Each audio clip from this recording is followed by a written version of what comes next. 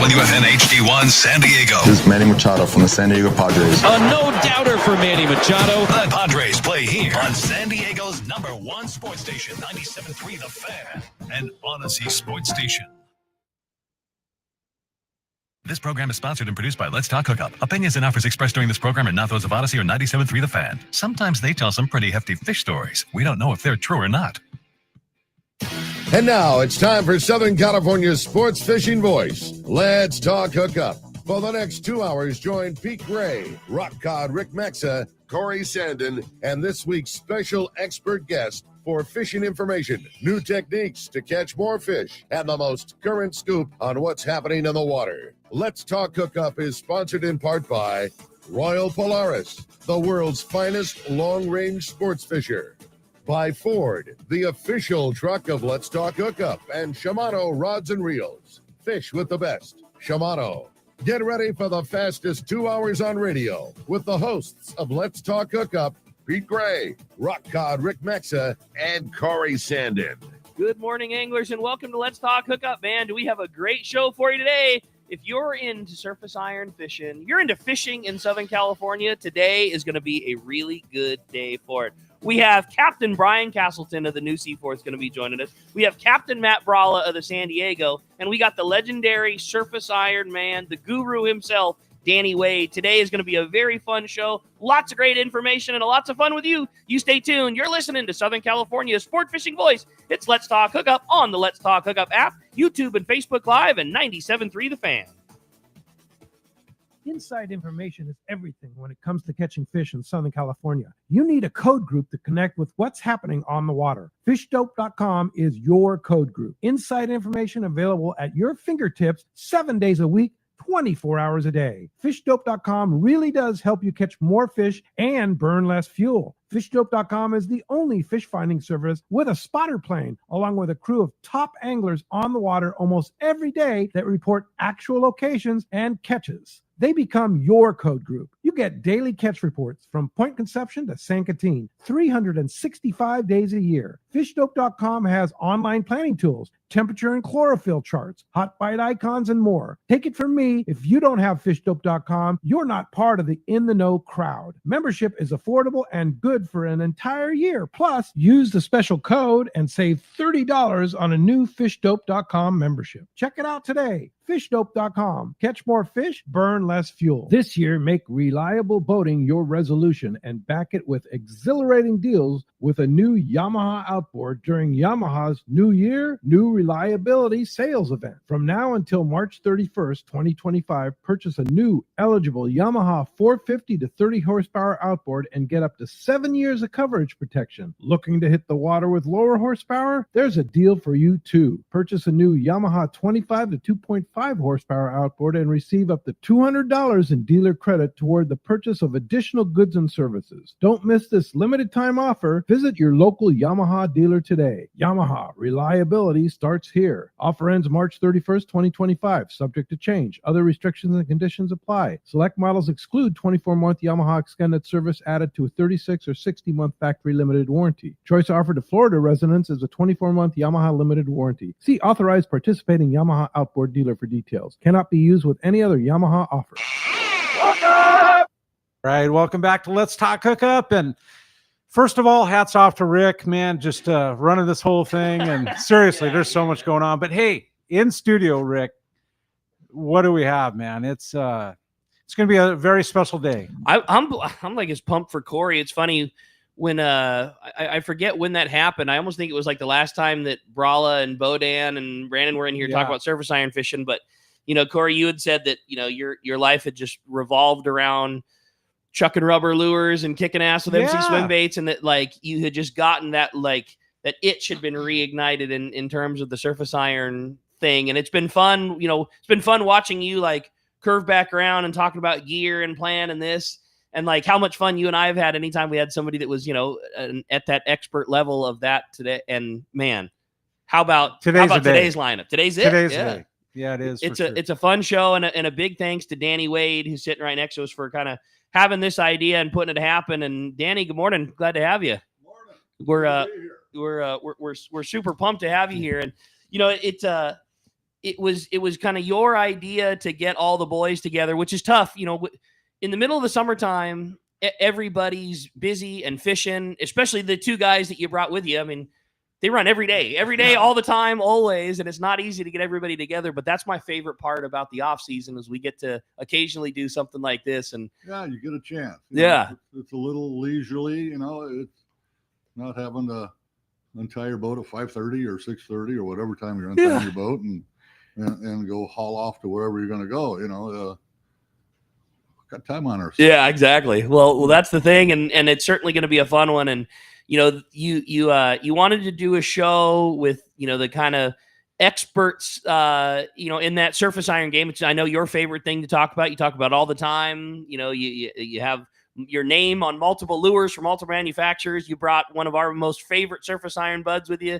who runs the San Diego, and Captain Matt Bralla. Also joining us shortly, Captain Brian Castleton of the DC4. These are the guys that you do most of your surface iron fishing with, a lot, yeah. and are both amongst the developmental side of things. And you just really wanted to have a fun day where you got all the boys together and talked about the past and the present and the new and the future and all the good stuff.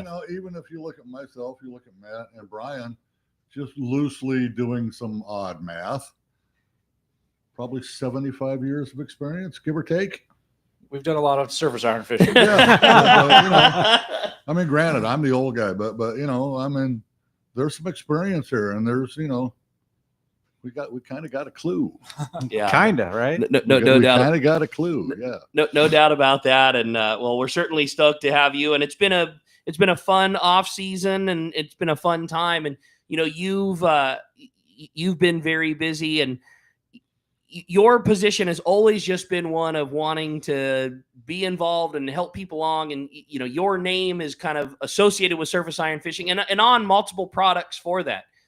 Different lures by different manufacturers that you've either had input with or helped design or things like that. And you've never been one for, worrying about anything other than just having something good to fish with. Every time we talk to you, you're never looking for an accolade or trying to make $1 million. It's always just to have another good tool, and you've always been happy to share your knowledge and info. And it's I think the two of us here are on that thing.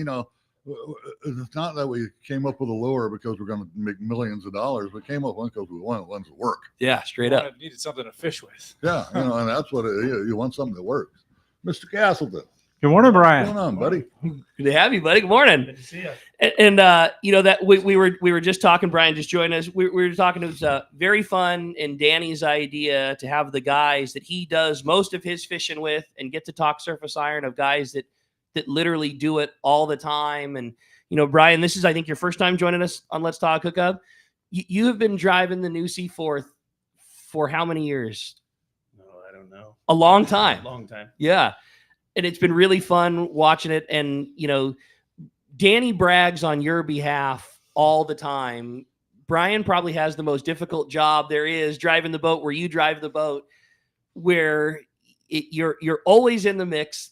As soon as you make a catch, there's 100 boats that are in your backyard the next day. Probably the worst sea lion issue in the world to fish with. And yet every day, that boat is always in prime position, and you're always targeting whatever the best available catch is for your boys all the time. It would be so much easier to not try to set the boat up and fish for yellowtail like these guys like every day, but you mix it up, and it's really, really cool to watch. Yeah, thank you. Yeah, we definitely put our best foot forward every day. Always, and I just can't imagine.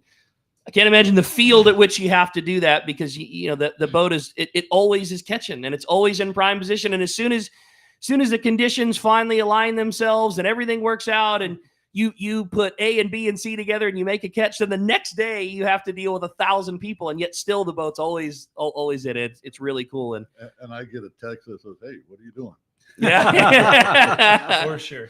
That's certainly a good one to have. And again, talking about just like we were saying before, Danny, and your goal is always to have the best lure. Also brings us to having Captain Matt Bralla of the San Diego in here, and Matt kind of become an old hat in the studio here lately. But a lot lately. But certainly stoked to have you. And that was kind of your deal also with your company and Two Fish Jigs. Is none of this was ever like, hey, we came up with this idea to make millions of bucks. It was far the opposite of let's we need some good lures, and this is the way of doing it. Yeah, we got tired of losing lures we can't replace. So having a lure that you could tie on and just fish, and not so much not worry about it, but if you lose it, you're not gonna lose it forever. You're gonna be able to pick a new lure up and get back to catching.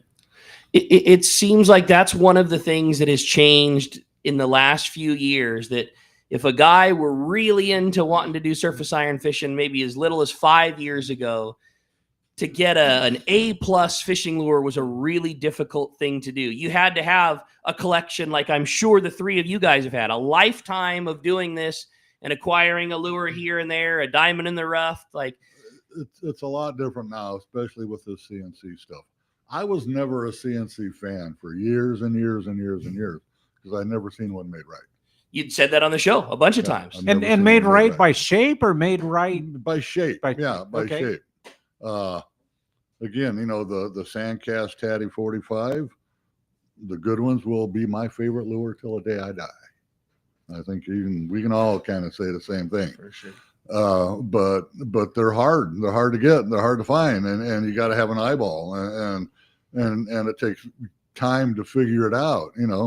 Where now you can, whether it be his 2Js or the big irons, the GSL and so on, go buy one. Yeah. And you've got a good shot. And that's what didn't exist a while ago.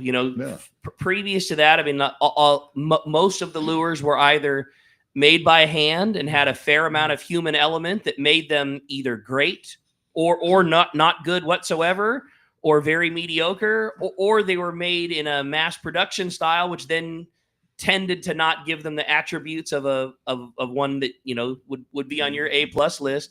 And so the only way to acquire it was to find an old one or have an old one. And now you can go, if a guy was really getting into it now, you're in the best position you ever could have been in at least about a 20-year gap, where there's a lot of good opportunities to buy lures. And, you guys both with the CNC thing have lures that you can just go buy right now today and know that it's going to perform at a higher level than most of what was available for a lot of years previous to it. Yeah, definitely. I mean, there's still some very good lures that are made. GRA makes some good stuff. There's various ones. I mean, that 7X was Cat's Meow for forever and ever and ever and ever. For now, that's got a good little lure out there. A little lure. 7X Junior. Yeah. That one's kind of infamous. I got some 7X Juniors. It's been very fun that now that's a thing, and you guys get to see it, all of it. And the people are at the rail, and you get to watch both from your own hands and seeing your passengers. What is the most important part about getting a bite on a lure? And I sometimes I think that we get so wrapped up into the fact that it's got to be the single most A+ lure. What is it? And I want to hear from you guys. Is it just knowing when and where to cast, and is the opportunity the most important part? We did that Jig Chuckers ball. Unfortunately, you weren't there for that. I was bass fishing in Mexico. No. History is Michael Folks. Michael Folks, thank you. I used to work with the guy, and he was interviewing Ryan on the way out. And that's probably one of the better ways I've seen it described why you do it and why you continue to do it. It's not because you're catching the biggest fish or you're catching the most. It's for that 2.5 seconds. You make the cast, you turn the handle, you see the fish get up on it, you'll watch it look at you, it rolls, you come tight. After that, it's just another fish. Yep. I think timing's pretty there. We watch it all day on our boats, where you watch 10 guys standing on bow throwing a jig, and they all just screw each other up. Yeah. And the one guy who's pretty savvy just waits for it all to go, and then he makes a cast, and he's bit usually. You're talking Danny.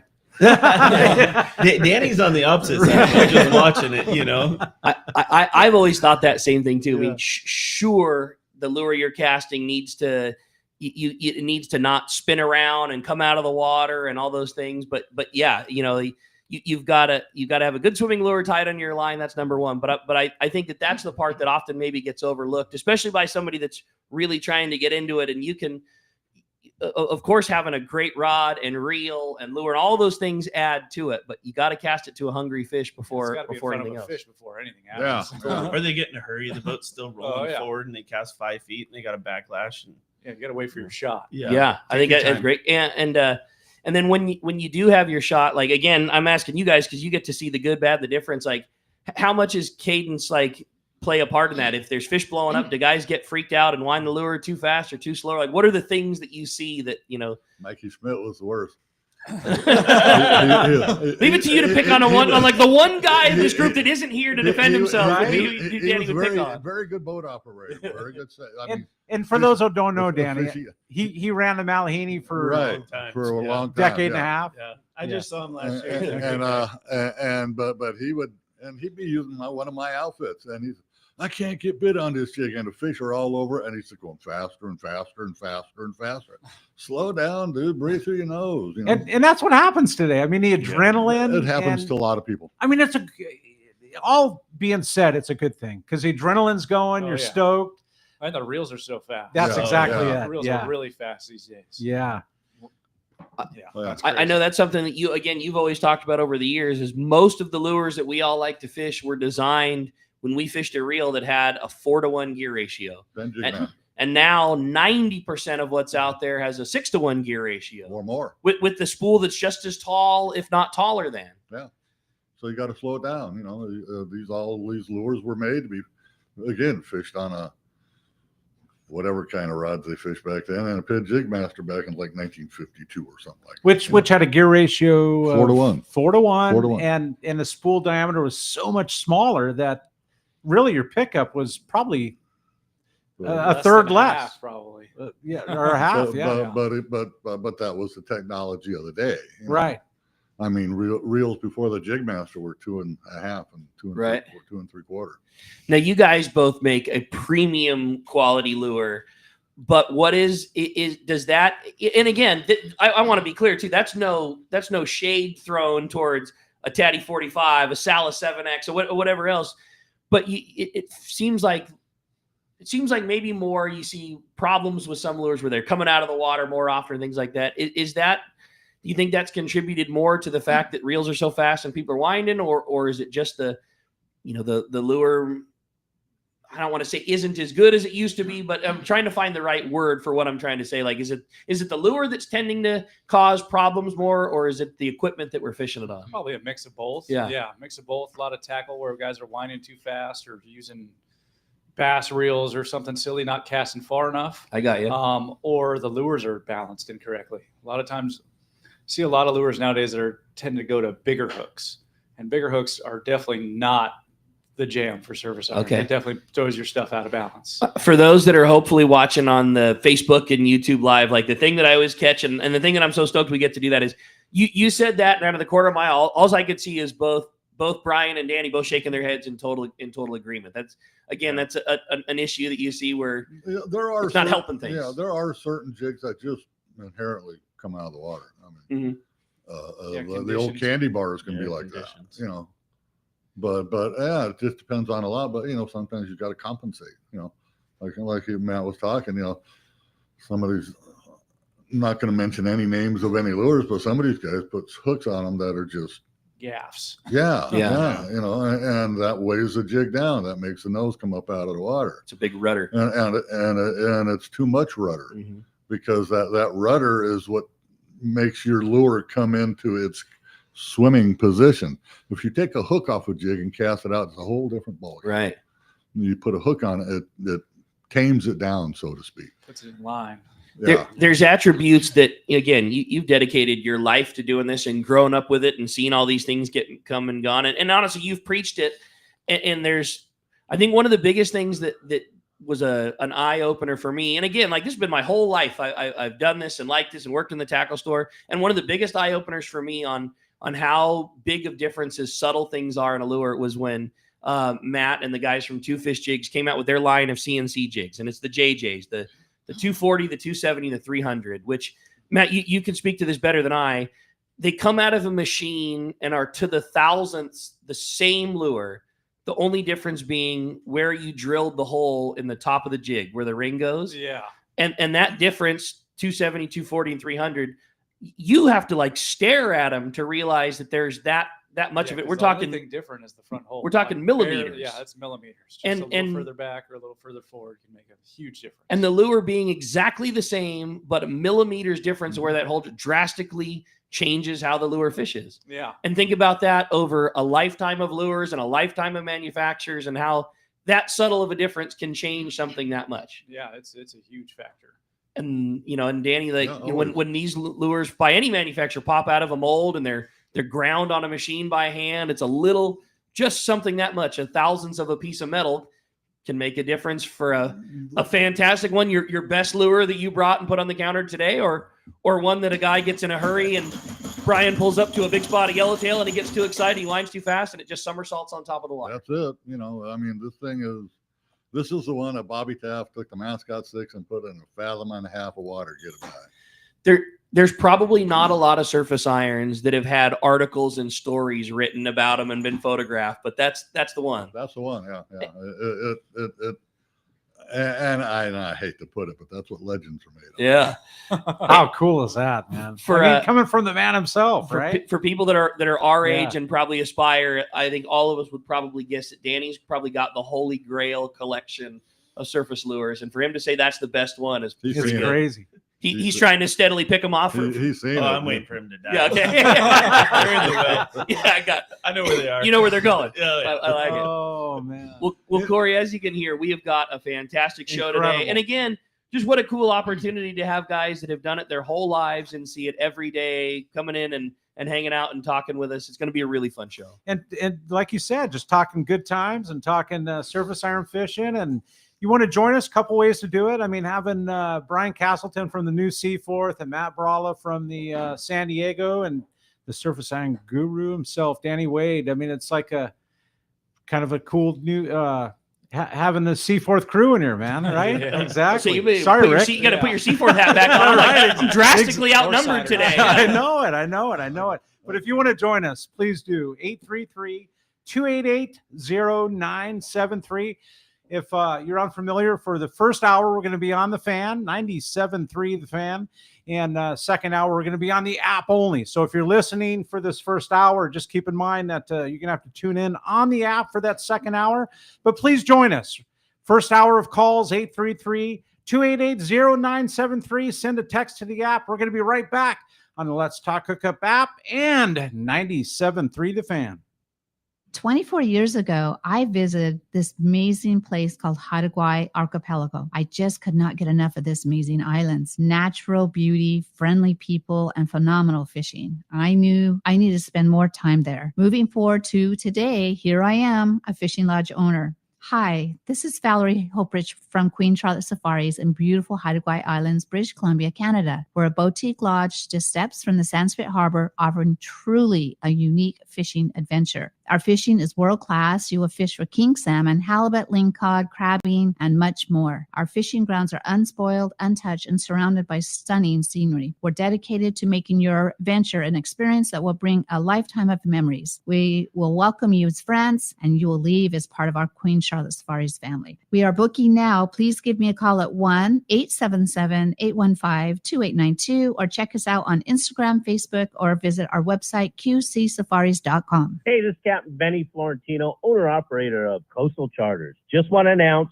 that I'll be running the Camus 26 hybrid boat from West Coast Marine in Costa Mesa. Hybrid being a center console with bay boat features. The boat features a Michael Peters stepped hull that'll give both myself and my guests a comfortable, dry ride. West Coast Marine in Costa Mesa will be carrying the 26 hybrid, 28 hybrid, and also a 34 cat. Heck, they even have some great looking bass boats. But if you have any other questions, feel free to call Nick Kelly or Kyle Mesa at West Coast Marine in Costa Mesa, and we'll see you on the water. Take it from Captain Benny Florentino. West Coast Marine in Costa Mesa is your source for Camus boats, as well as Parker boats, Yamaha outboards, and now Mercury outboards. Sales and service, the finest you can find. Go see Nick and the guys at West Coast Marine on Newport Boulevard in Costa Mesa, or check westcoastmarine.com. Hi, this is Christy Wheeler with Dawson and Associates Insurance, your full-service agency specializing in boat insurance, including charter, commercial, and personal use boats, business insurance, and travel insurance. We work hard to get you the most coverage for the best prices and guarantee the lowest rates available on all the travel plans we offer. So give us a call today at Dawson and Associates Insurance at 619-460-5615 for a free quote today. Gas prices are going up, up, up. So now more than ever, you need Summit Gasoline at the San Diego Sports Arena. Pull up to the newly expanded Summit Gasoline and get low gas and diesel prices for your car, truck, and boat. They can now accommodate 24 cars and trucks to fuel at the same time, plus 12 diesel boats, plus 100 pounds of free ice with a minimum 35-gallon fill-up. Easy in and out, too.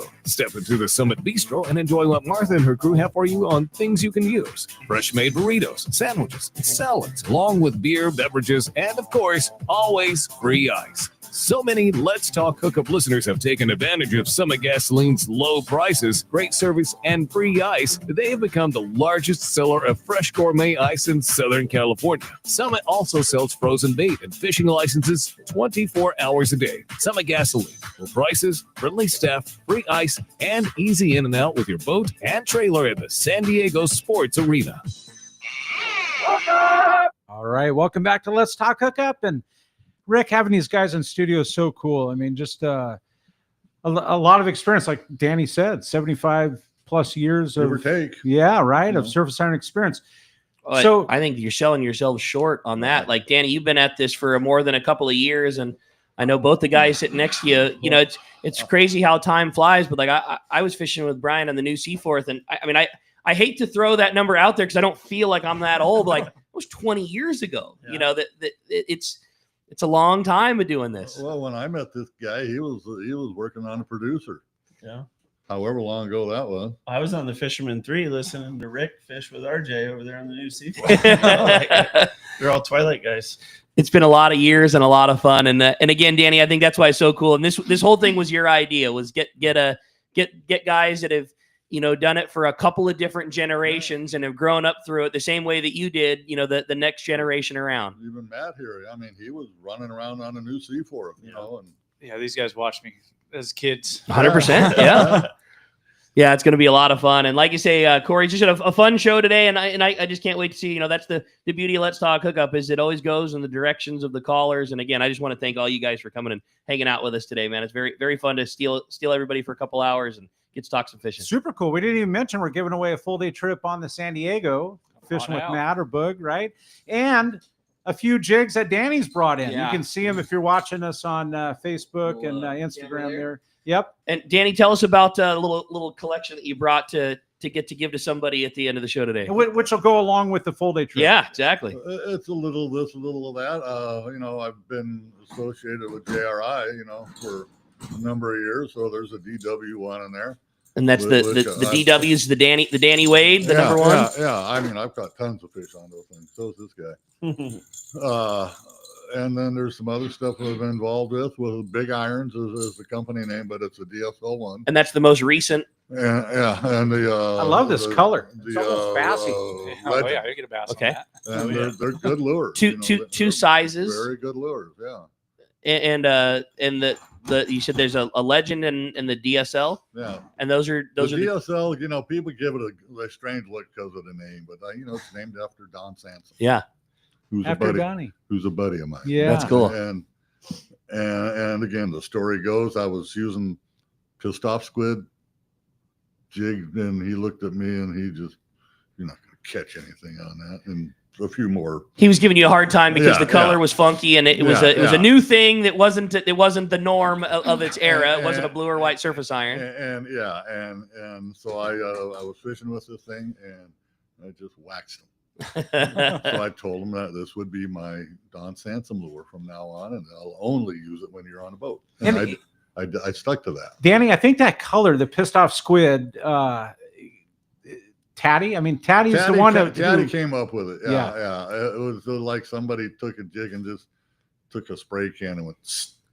He'll hold it up for the camera there. It's just it's got orange, like a yellowish cream, and a black. Like a Halloween jig. Yeah. And it actually. That one's been repainted. But it was like in a squid era.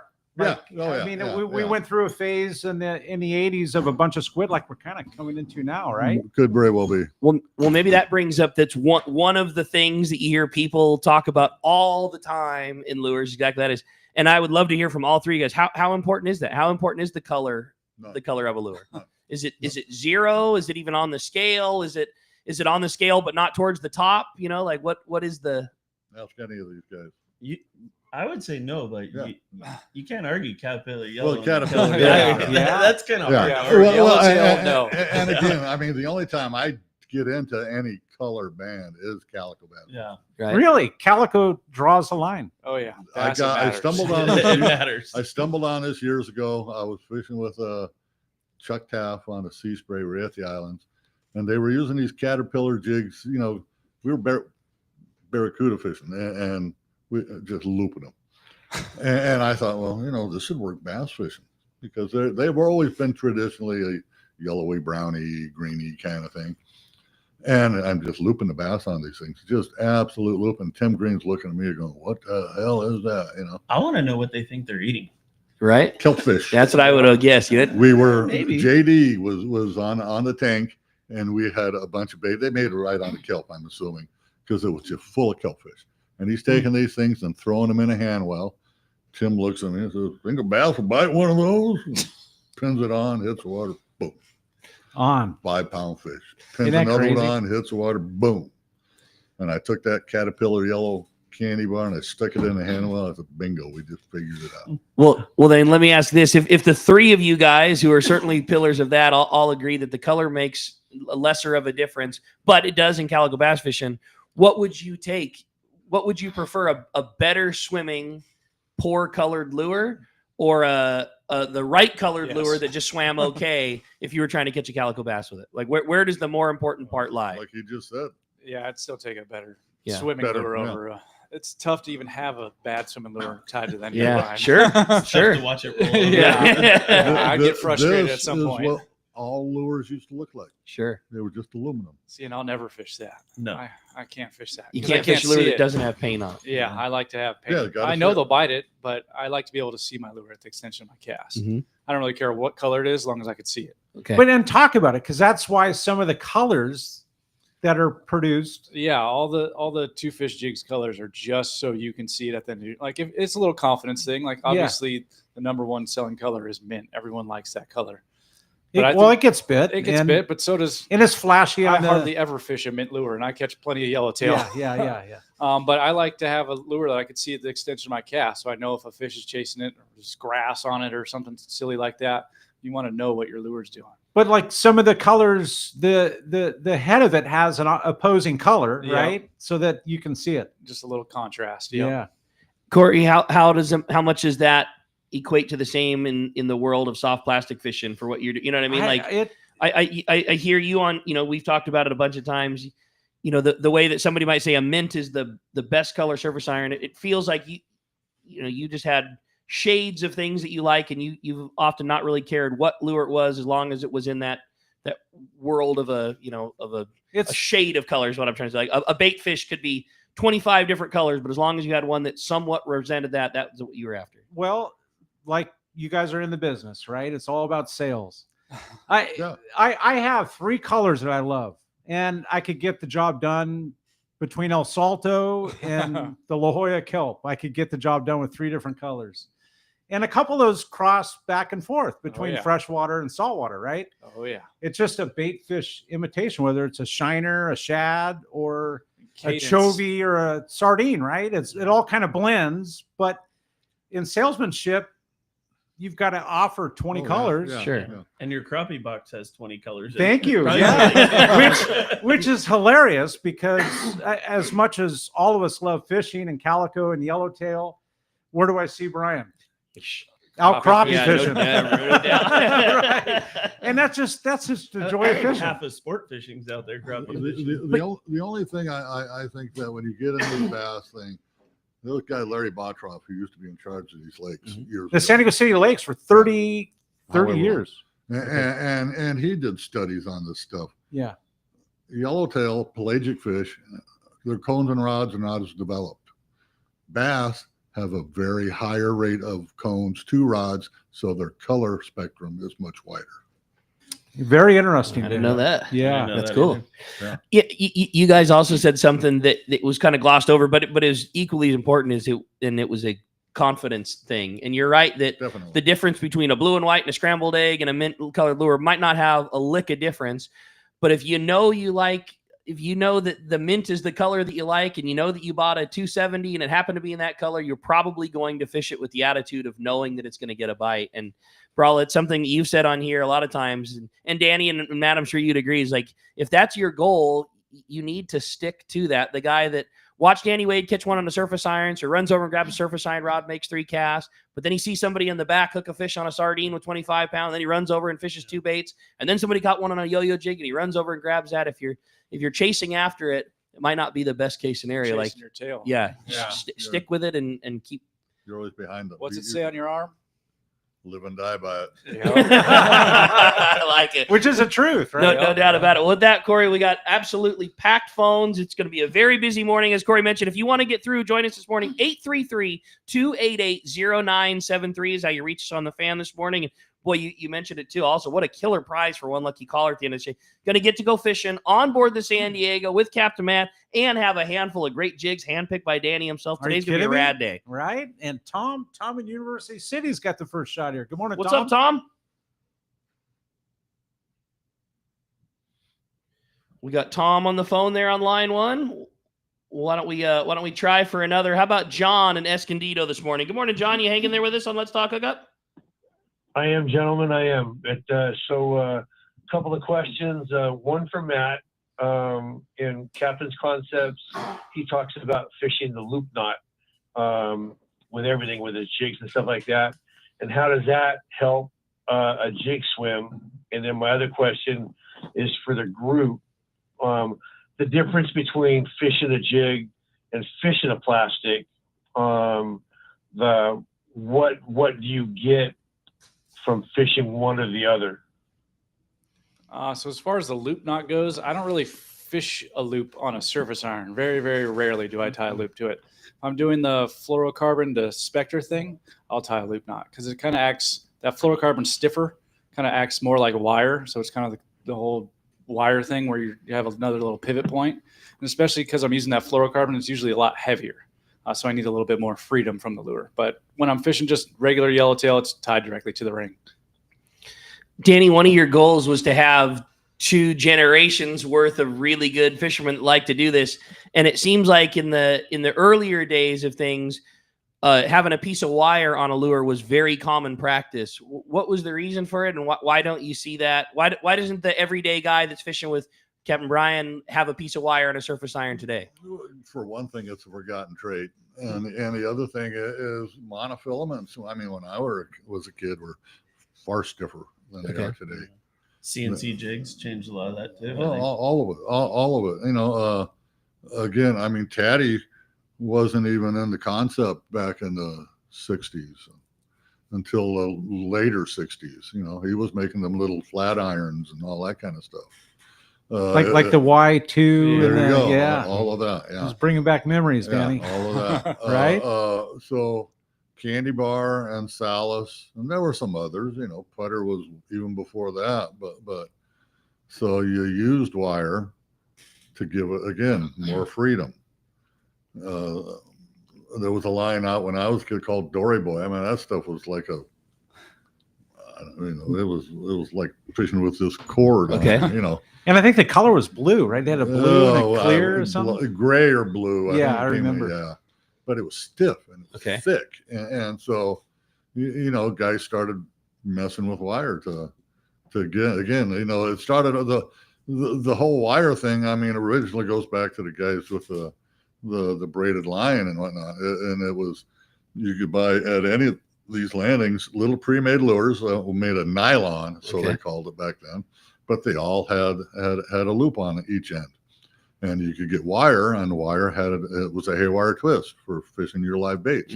Well, they took that concept and put it, especially when Candy Bar came along, because they were like at least from my research, they were like the first viably commercial lure truly made. Flash forward to 2025. Do you guys see anybody fishing with wire these days on the boats that you're? Just this guy, Danny. I do on occasion. But I have a few. It's high maintenance. Okay. It's high maintenance. There's a time and a place for it, and it's definitely lure specific. I don't do it on every lure. It's usually like the wider body, kind of slower winding jigs. A Candy Bar is one of them. Yeah, Baby 5X. That's what I do it on. Baby 5X and a 110 or a 112. Is that something that if somebody owns a lure like that swims okay, could a piece of wire like unlock the potential of it being better? Yeah. Especially with those Candy Bars. Yeah, I have had some Candy Bars. Like, oh, this one's gotta swim. You tie it on. It's like this is lame. And then That or a hammer. Yeah, or you twist it up with some wire, and then it's a completely different lure. What do you think that does? I mean, I think I heard Danny in a previous show mention current, and it actually straightens the line like it would be swimming in current. Am I right? Without current, fish don't move. Right, but the lure itself. Well, I mean, what wire can do when your current is a bit slack and there's still fish around and they're looking and they're moving around, it will enhance the swimming of that lure because it's got less resistance. Thinner diameter. Yeah. And on the other hand, it can, if the current's flowing a little bit, it can take your lure totally out of the realm of things and it's just wobbling all over the place, So wire has its place. But you got to learn when and where. And if since it's 2025 and there's not Dory Boy and Beecham on the peg, like could a guy still though go into a tackle? That's all I think. What I'm getting. If you got a Candy Bar that swims okay, or a Baby 5X like Brian's talking about, could you go in and buy a modern piece of Monel wire and do a haywire twist and go right in the cast shop over here, whatever that coiled wire is, and something around 40 pounds. And that was going to be my question: is what size it needs to be? How do you match it to what it would be? Have one of those guys show you how to wire it up. Yeah, you just got to learn how to twist wire. Sure, that's the hard part. That's some great information. We're going to be right back. You're listening to Southern California Sport Fishing Voice. More with Brian, Matt, and Danny when we return on the Let's Talk Hookup app and 97.3 The Fan. All of us at the American Angler family want to express appreciation to our regular passengers that fish with us year after year, and to the new anglers that came out this last season. We realize how precious your vacation time is, and we are truly grateful that you have chosen to spend this time with us. It's important that your experience is memorable, from the moment you call the office to the time you step off the boat. Hi, I'm Lori. Call me at the office, 619-223-5414, or check us out at AmericanAnglerSportFishing.com. Come fishing with the American Angler family and make a memory. Get ready for the most exciting outdoor show of the year, the giant 15th annual Pacific Coast Sport Fishing Tackle Boat and Travel Show, March 6th to the 9th at the OC Fair and Event Center in Costa Mesa. Check out hundreds of sport fishing exhibitors, manufacturers, tackle dealers, fishing boats, and fishing resorts taking up all 7 halls at the fairgrounds. 217,000 square feet, plus fantastic seminars and free kids trout pond. Backed by popular demand, the PCS show also has freshwater to cover bass and trout. Learn from some of the top names in the sport fishing industry, from catching giant bluefin, swordfish, calico bass, and more. Take advantage of incredible show specials from major tackle retailers and boat dealers. Talk to the top fishing travel destinations. 4 full days, Thursday, March 6th to Sunday, March 9th. The 15th annual Pacific Coast Sport Fishing Tackle, Boat, and Travel Show at the OC Fair and Event Center in Costa Mesa. Don't miss it. This is Bob Hoos at Costa Sunglasses. Visual signs are a critical part of my fishing program, from bay bass to bluefin. I wear Costas to see what's out there. Costas are built with advanced polarization technology with our 580 lens, designed to cut through the sun's glare while providing enhanced color to see more fish. Costa was founded by a group of anglers wanting a high-performance lens for every fishing application. Costa has a West Coast style frame and lens for your adventures. CostaSunglasses.com. I've had the opportunity to fish many places in many different types of water. but never have I fished a place as much fun as Katmai Lodge in Alaska. Hello, my name is Harold Davis, typically fishing in the ocean, but this is an experience that you have to try for yourself. Fish natural rivers with tens of thousands of fish coming up. And they have all the gear: spinning, bait casting, fly rods, kings, silvers, pinks, sockeyes, and my favorite, the chums. Outstanding food, outstanding accommodations, great service. The lodge is located in the beautiful Katmai National Park, filled with amazing wildlife. Brown bears, moose, eagles, otters, and it has spectacular scenery. And also the fact that the lodge is located right on the Alagnak River and your boat is just steps away from your room makes it great. Do yourself a favor. Call Charmel at 1-800-330-0326 or go online, katmai.com. And like Pete says, they will hook you up. All right. Welcome back to Let's Talk Hookup. And man, having so much fun in studio. And if you want to join us for this first hour of the show, we're going to be taking calls at 833-288-0973. We've got Jeff at the Fan waiting for your call. Got our back, man. Right. Yeah, I know. good. A good guy. And if you want to send us a text, and the second hour is going to be all texting, but send a text to the app. Yeah, it's been a new thing. We're stoked, obviously, super stoked to be back on the Fan, home of the Padres, and been a big change. The biggest difference is, Let's Talk Hookup's always been on Saturday and Sunday mornings from 7 to 9 a.m. forever, and it always will be. The Fan, however, on Saturdays, we are live on the air from 7 to 8, and then the second hour will continue on the Let's Talk Hookup app. If you don't have it already, it's a free download. It's super easy to get, and honestly, it's how a much higher percentage of people listen to Let's Talk Hookup now. Obviously, all podcasted after the fact, too. If you want to listen later on, you hear Danny give up some killer little tidbit about tying a piece of wire on, you're going to go back to it. And then when Pete returns to it, which will be exciting, all of the shows will be available on Spotify also. And again, speaking of Pete returning, we probably should mention, Pete obviously out of the studio last weekend, again this weekend on an epic trip. He and Lolly, a very well-deserved kind of a bucket list trip down to Patagonia, fishing browns down there. And I got a chance to email with them early in the week. They're having a tremendous trip. It's summertime awesome down there, really good brown trout fishing, and deep horse pack trip, rad. So it looks awesome. We're hoping to hear from him in the second hour today, and we'll get a little report from Patagonia. But again, been a very busy morning. Corey, why don't we jump back into those phones? Let's do it. How about Chuck? Chuck calling from Dana Point. Good morning, Chuck. Hi, Chuck. Good morning, you guys. What a show. Remember the old Super Dupers? You'd always see them. You'd always buy them because they always had them. There was a little bent metal for trout fishing. Oh, that thing used to drive me nuts. But I did catch one on it. So, keep throwing them. Question is the rings where the weld is. When you tie a knot on, do you avoid that? You put the knot on it, or you want it away from the lure, obviously. But do you put it in the middle? What do you guys usually tie on to that? That's a good question. Any thought to that, you guys? Yeah. It doesn't matter where you tie it. Yeah. Because when you tie it as the jig swims, your knot's always going to end up at that bead. Just tie a good knot. Just tie a good knot. Yeah. Your knot. I always thought it affected the swim if it was over by the lure. Your knot will always end up by the bead because it just sits there and moves and makes it sense. just slides up to the bead. Because I hate them when they swim in and they're admiring the paint job. What they is don't bite it? You see them swimming after it. What the heck? You mentioned that drives me nuts. You mentioned, Brian, tie a good knot. What's a good knot? What do you guys care what attaches to? Like San Diego knot. Yeah, that's it. Yeah. Now we had a question real last expensive week one, that Matt was very quickly to dismiss, but I'd love to hear your guys' opinion too. And I'm sure you guys see it more and more. And what about what's your feeling on those? I don't know what to call them other than clips. Yeah, speed clips, things like that. It seems learn how to tie a knot. Oh, you're talking about like to remove the lure. Exactly. Like it's not a snap swivel, but it might as well be that kind of. Yeah, tie a knot, right? Yeah, learn how to tie a knot.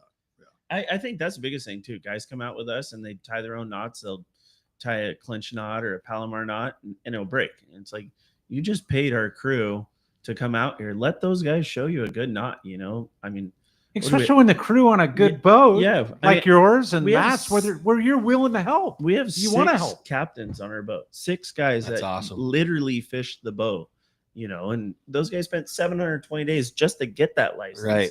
Not counting all the time they've been before that, so There is no more experienced person to talk to. Like you're going to get better info from that guy that saw it yesterday and the day previous, and he's going to see it the next day. Yeah, and all what has worked and what has failed and what hasn't. And I think the thing that the three of us look at is everything we talk about here is based on a sport boat. 100%. Not in your own skiff, your own center console. It does go to the private boater, right? But oh yeah, it does. But your passion, but again, and your knowledge. We fish monofilament. Yeah. Look, we all fish monofilament. We might have it attached to some spectra for some backing. But there's so much explanation of that, Danny, because but again, and going like to what he's talking about, these guys on these boats got experience.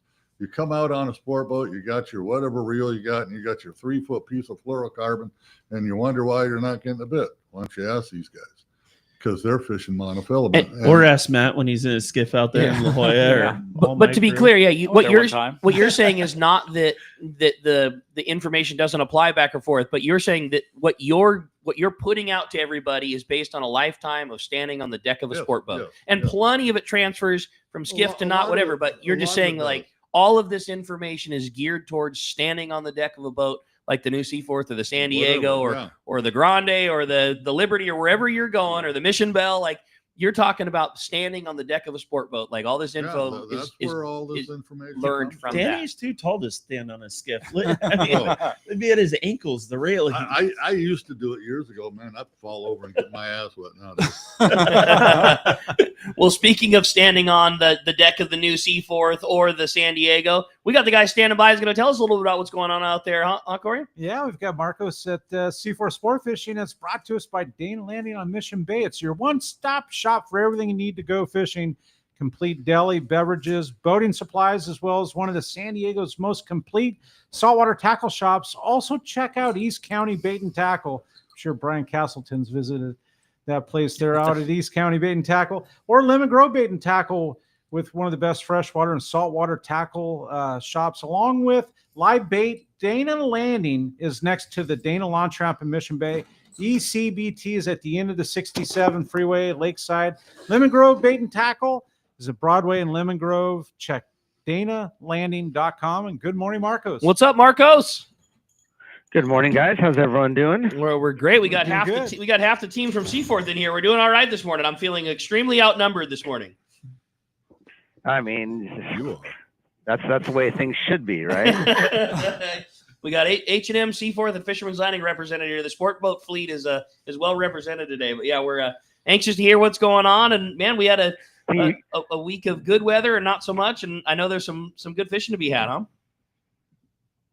Yeah, you probably got a pretty good overview of it there. We got good fishing on the half day for those whitefish, other bottom fish. A little bit of a calico bass. I think I have one sand bass, one calico bass mixed in there during the week. Overall, about what you expect this time of the year. Like you said, when we had some good weather, they got out there, had some good fishing. The Tribute last weekend went out on their day and a half down the coast there to Colnet. Again, what we expect from those trips, they had 25 bonita, 50 rockfish, 60 reds, 35 whitefish, 40 lingcod. One of those, freezer fillers that were so popular for a long time and seem to be picking up speed again. People seem to enjoy those. They did not make it out this weekend, but they are back online, so definitely check the schedule there.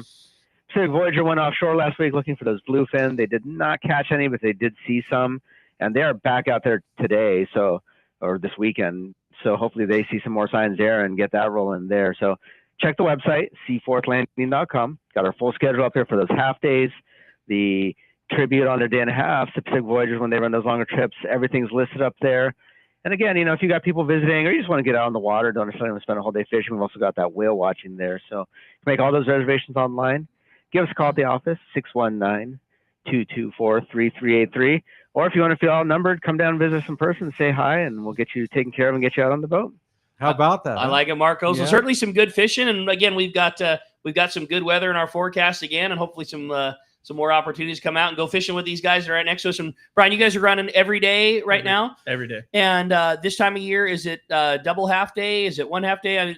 I know sometimes they tend to vary. What's the run that you guys are doing right now with the new Seaforth? We're doing the 8:30 to 2 run right now. So it's like that midday. Gentleman's hours. You're not having to get up super early. You're not dealing with traffic on either side of things. Roll down to the boat, have a rad day. Yeah. That's awesome.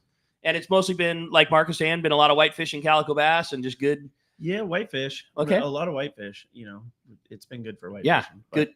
The calico bass fishing's been a little tough. Makes for a nice day on the water and It a does. good cheeseburger and some good fish tacos when you get home again. Lots of action. You know, you're catching a lot of things, catching a lot of rockfish, a lot of Some yellowtail are going to come find you one of these days. I know, We see 'em. I know we certainly talk about it and how fun it is, and you know this being the pinnacle of catching the yellowtail and the surface iron, all those things. But what a great time to come down to the boat right now, especially if you're wanting to bring a kid with you. And I it's one of the things I admire so much, and I see you talk about it so much on social media.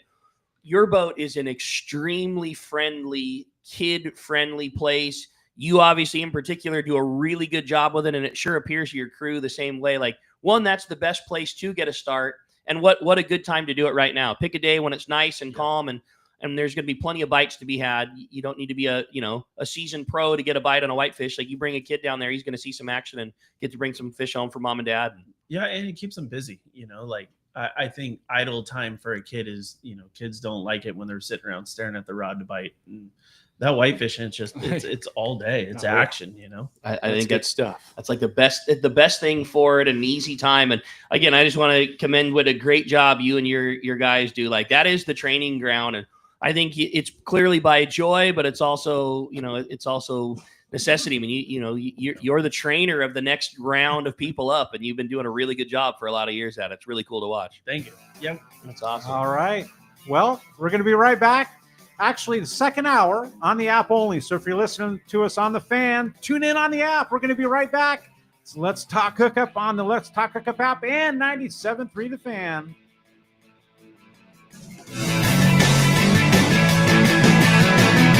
Great job, guys.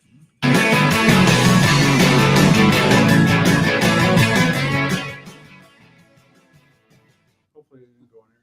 That was a quick hour.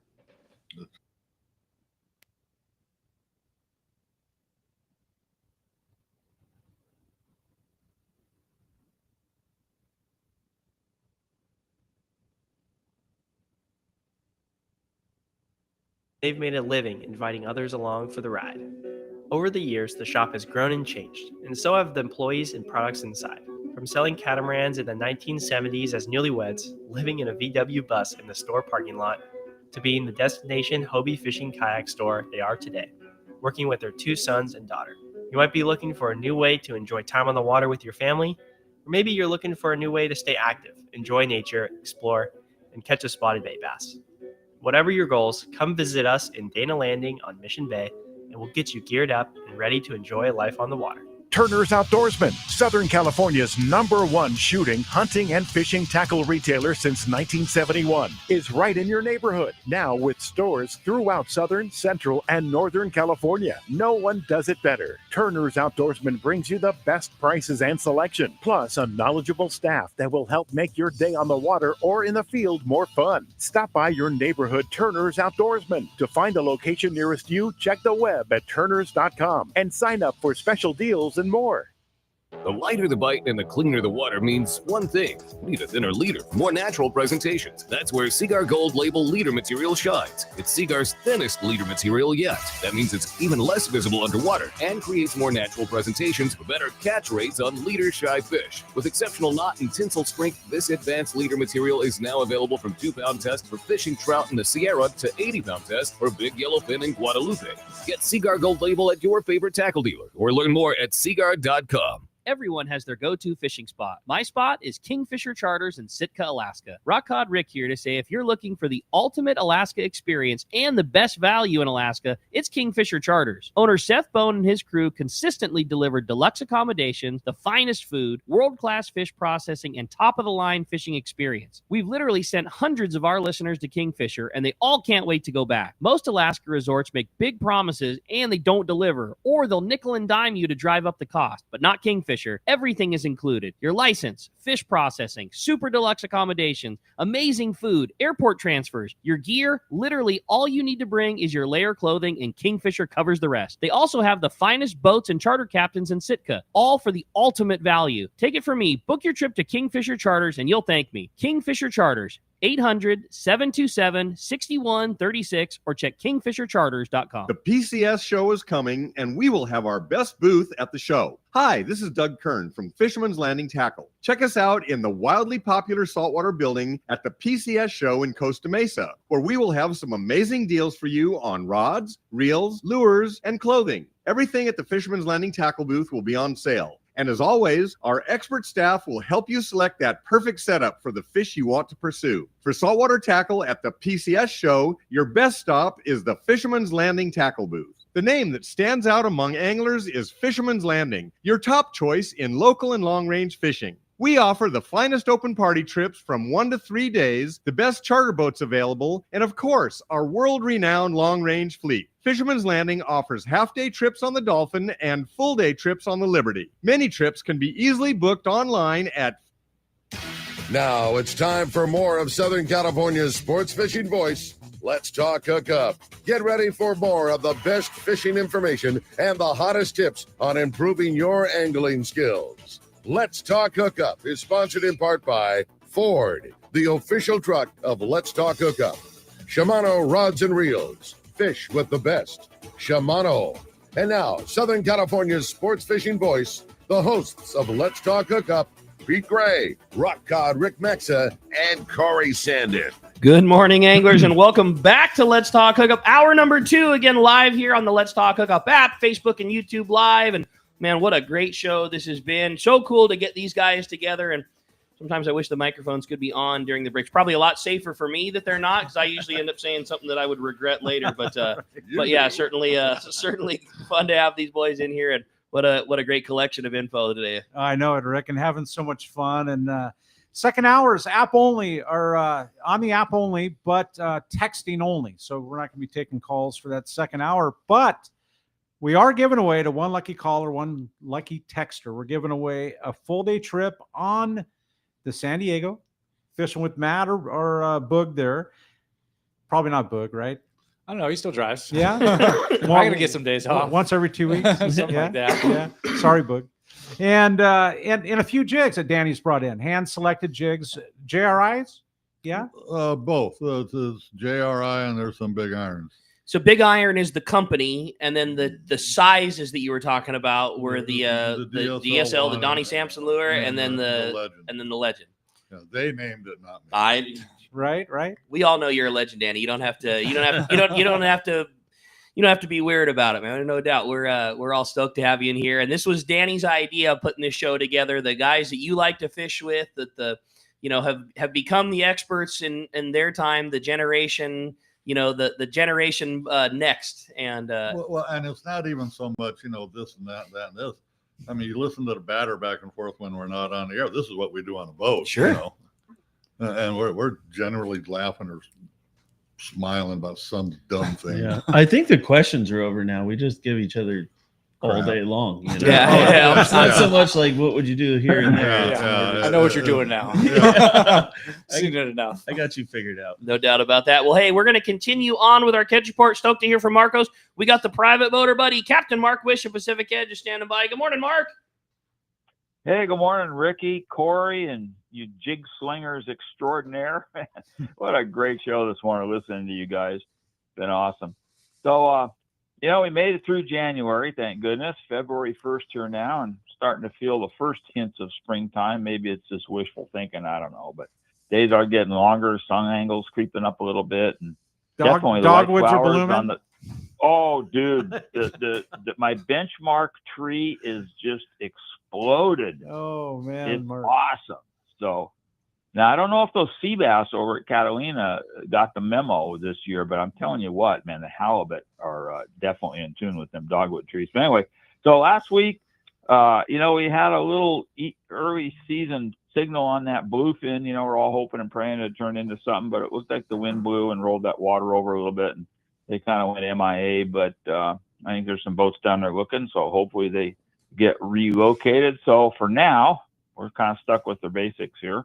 Bass and sculpin up in this area, bass and sculpin on the structure spots, squid and a lead head on heavier tackle, fished low and slow is the answer.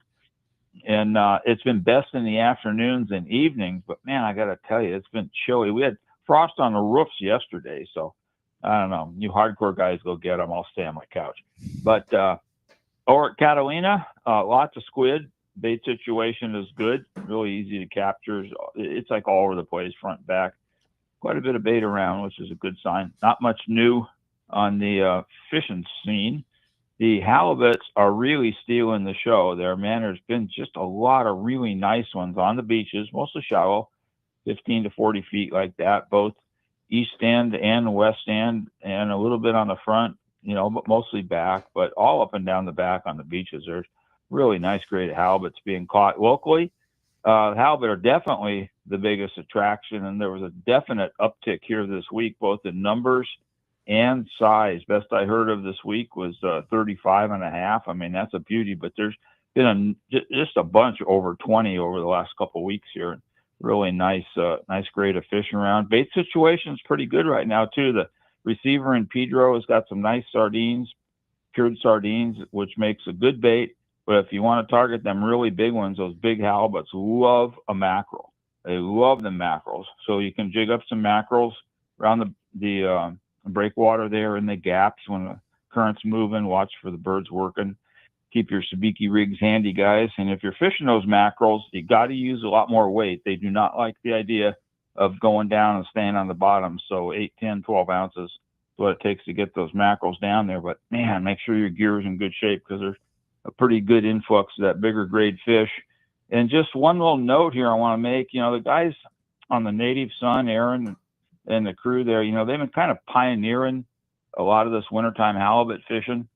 But, everybody's aware of what they're doing, and the skiff pressure gets to them. So, they're working areas, not specific spots. It's not like they're anchoring on a little tiny wreck where if you're not on it, you're out in left field. They're fishing areas. So the areas you want to look for are the hard bottom spots, of which there's a lot out in front of Long Beach and Pedro, and the ones with the bait. And that's where you want to concentrate your time, but let those guys do what they're doing. Appreciate it. And then just as a heads up, we got some really nice weather here this weekend, but it's going to change here this week. We got kind of a rainy, windy, stormy period coming. So I'd get your licks in for the next couple of days, because we might have to take a few days off and watch Super Bowl and such here next weekend. But that's this week's report. And no telling what we'll be talking about next weekend. I like it, Mark. Well, a great job. Great report. Plenty of good fishing to be had. If somebody wants to keep in touch with all that great information, fishdope.com, best place to do it. And you can save $30 with a new membership by using the code HOOKUPNOW. HOOKUPNOW, all lowercase, no space, saves you $30 on a new membership. And somebody wants to find you at Pacific Edge, get the best bait tanks in the whole world. How do we find you? Ricky, we're in Huntington Beach. We're on the corner of Bolsa Chica and Edinger. Phone number at the store is area code 714-840-4262. And the website's pacificedgetackle.com. And we'll have some kind of report for you next weekend, guys. I like it, Mark. The best, Mark. Yeah, it's all good. All right. And it's brought to us by Gamakatsu. It's not all just about hooks. There's so much more, including the new Gamakatsu fillet knives. Once you try one, you'll always want more. The new tools are also very special, including the Gamakatsu braid scissors, made from a ceramic blade, so they will never rust. See your local dealer or check gamakatsu.com.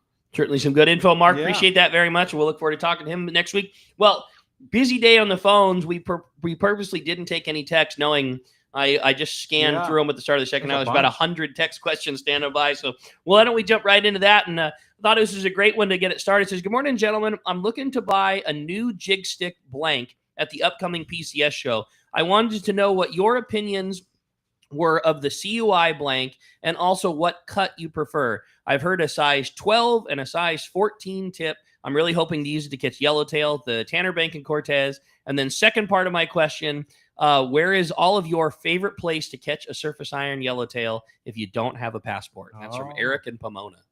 La Jolla. Yeah, La Jolla. La Jolla is where, if you can catch one in La Jolla, you're a big dog. You did something right. Yeah.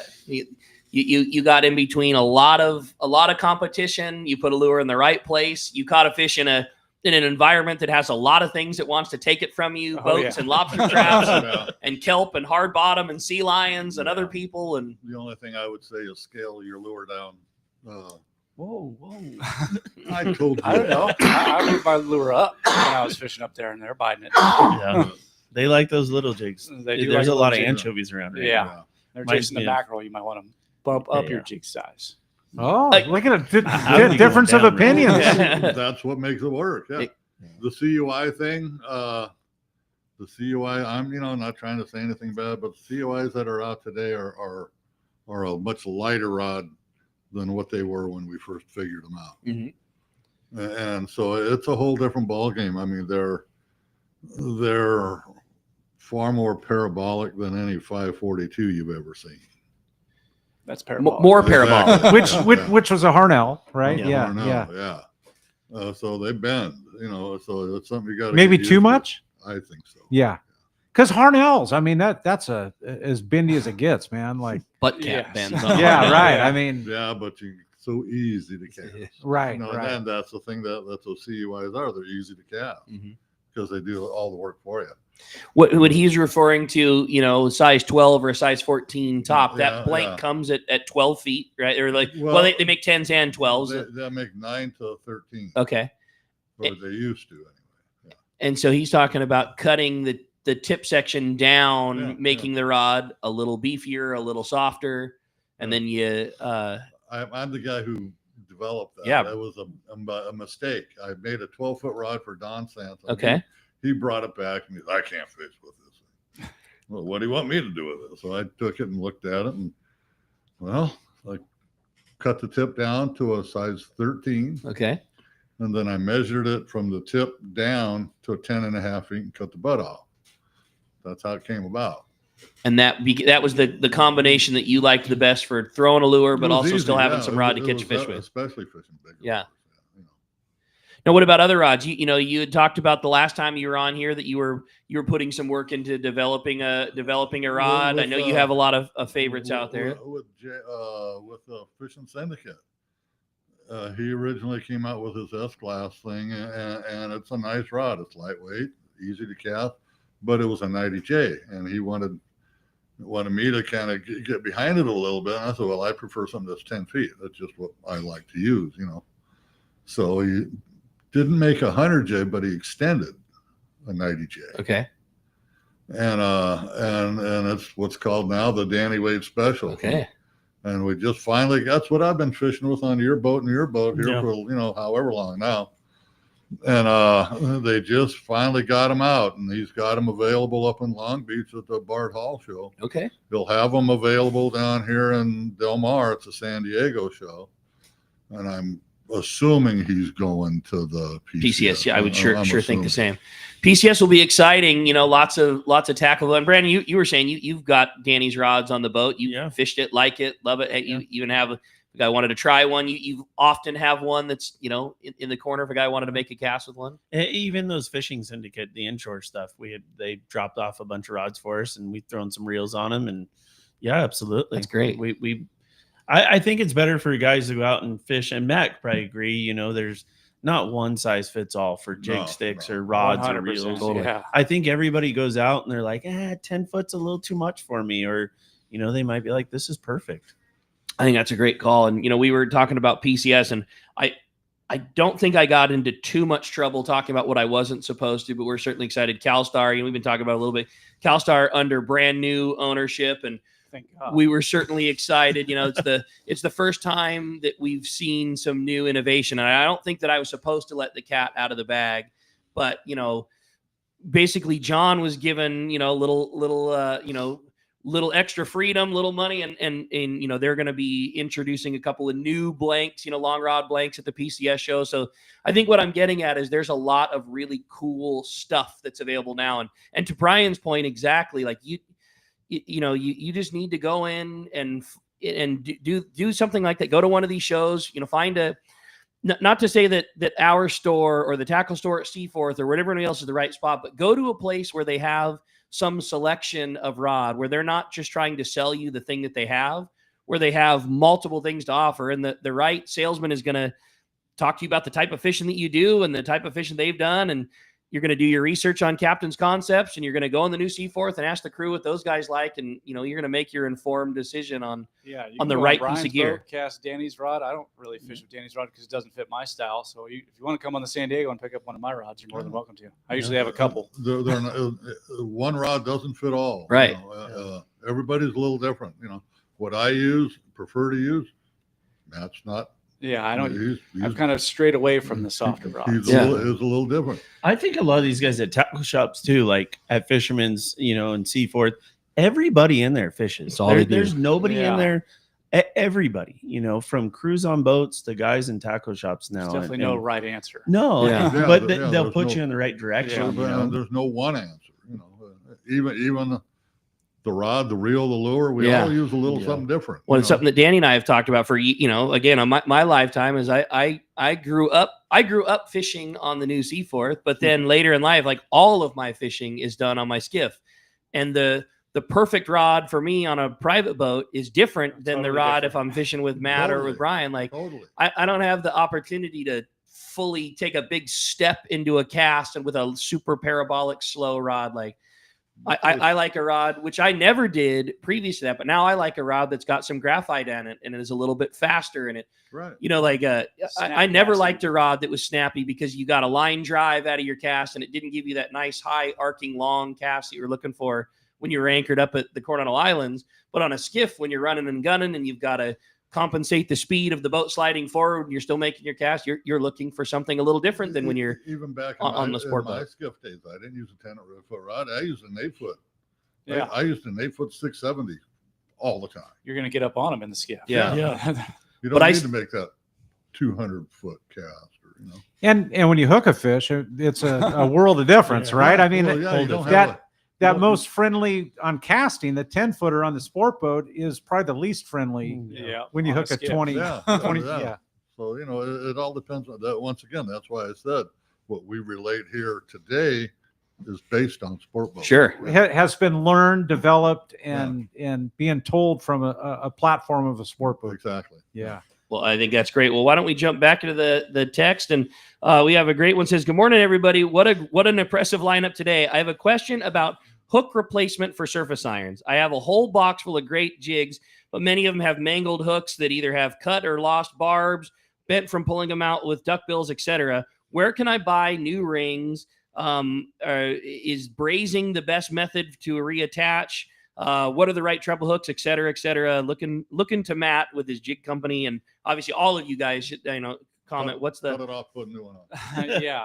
So Danny does a thing where he actually cuts the hook. I'm sure you could look at some of these jigs where the hook eye is cut and opened up and then put back on, so you don't have to cut the ring. Which just seems super weird, but it doesn't go away. Well, Your hook's staying on. It seems like you're compromising, It right? seems like you're compromising, but you're definitely not.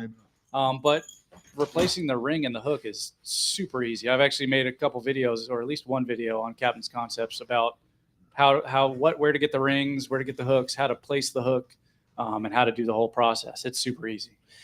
How much will changing that make a difference in the lure? And if your lure is swimming good, should you do your best to just mirror exactly what you took off? Meaning, like, I'm sure there's a bunch of different wire gauges of hooks and rings, and there's obviously a lot of different hooks available. Like, what's the move if you're in Rory's situation and you're wanting to braze on some new hooks? You should try to, if your lure swims good, I would continue to use the same exact hardware that you just took off. Okay. No. And Exactly. would that be the case for maybe not trying to change the ring and just cutting the hook and bending it on? For me, I mean, I can braze rings and do all that crap at home myself, but when you're on a boat, those red handle pliers or those hook cutter thing, I don't know what you call them, but you've got them. Yeah. Made by a company called Swageit, and it's an odd hook cutting tool that doesn't look like it should, and they just cut through a hook like you're butter. on a boat, you get your hook. The hook on a surface iron is a rudder. It's what guides it. What's what tames it and makes it work right. That hook gets all mangled up. It changes the way your lure works. Cut it at the base of the ring, bend it open, throw it away. Cut it on the new one, the same place, bend it open.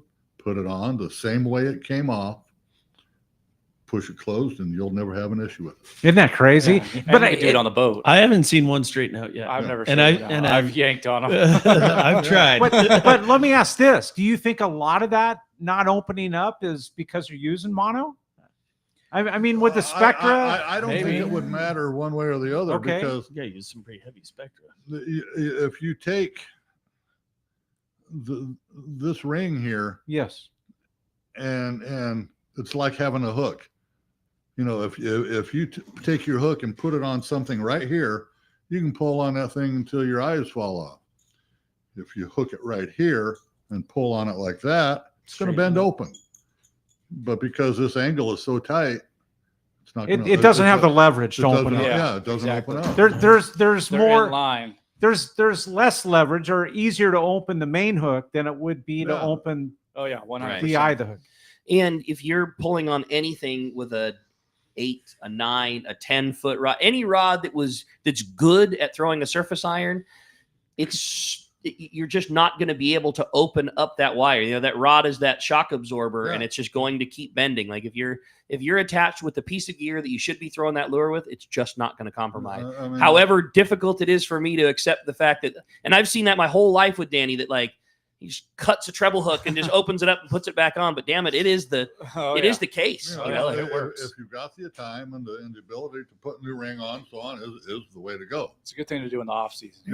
But if you're on a boat and your favorite jig or whatever, and the hook gets all mangled up, cut it off, put another one on. I've seen him do it mid-stop. Yeah. Lure gets bit a few times, the hook's mangled, just pulls off hook. He's already got one cut. You just put it right back on. There you It's go. super simple. And again, going back to the other way of doing it, you've said Captain Concept. You've already got videos showing that the brazing process is not a difficult thing to do. You don't need to be not at all. a lifetime welder to be able to braze a hook No, on. I'm by far not a lifetime welder, but it's super easy. It takes to do one ring.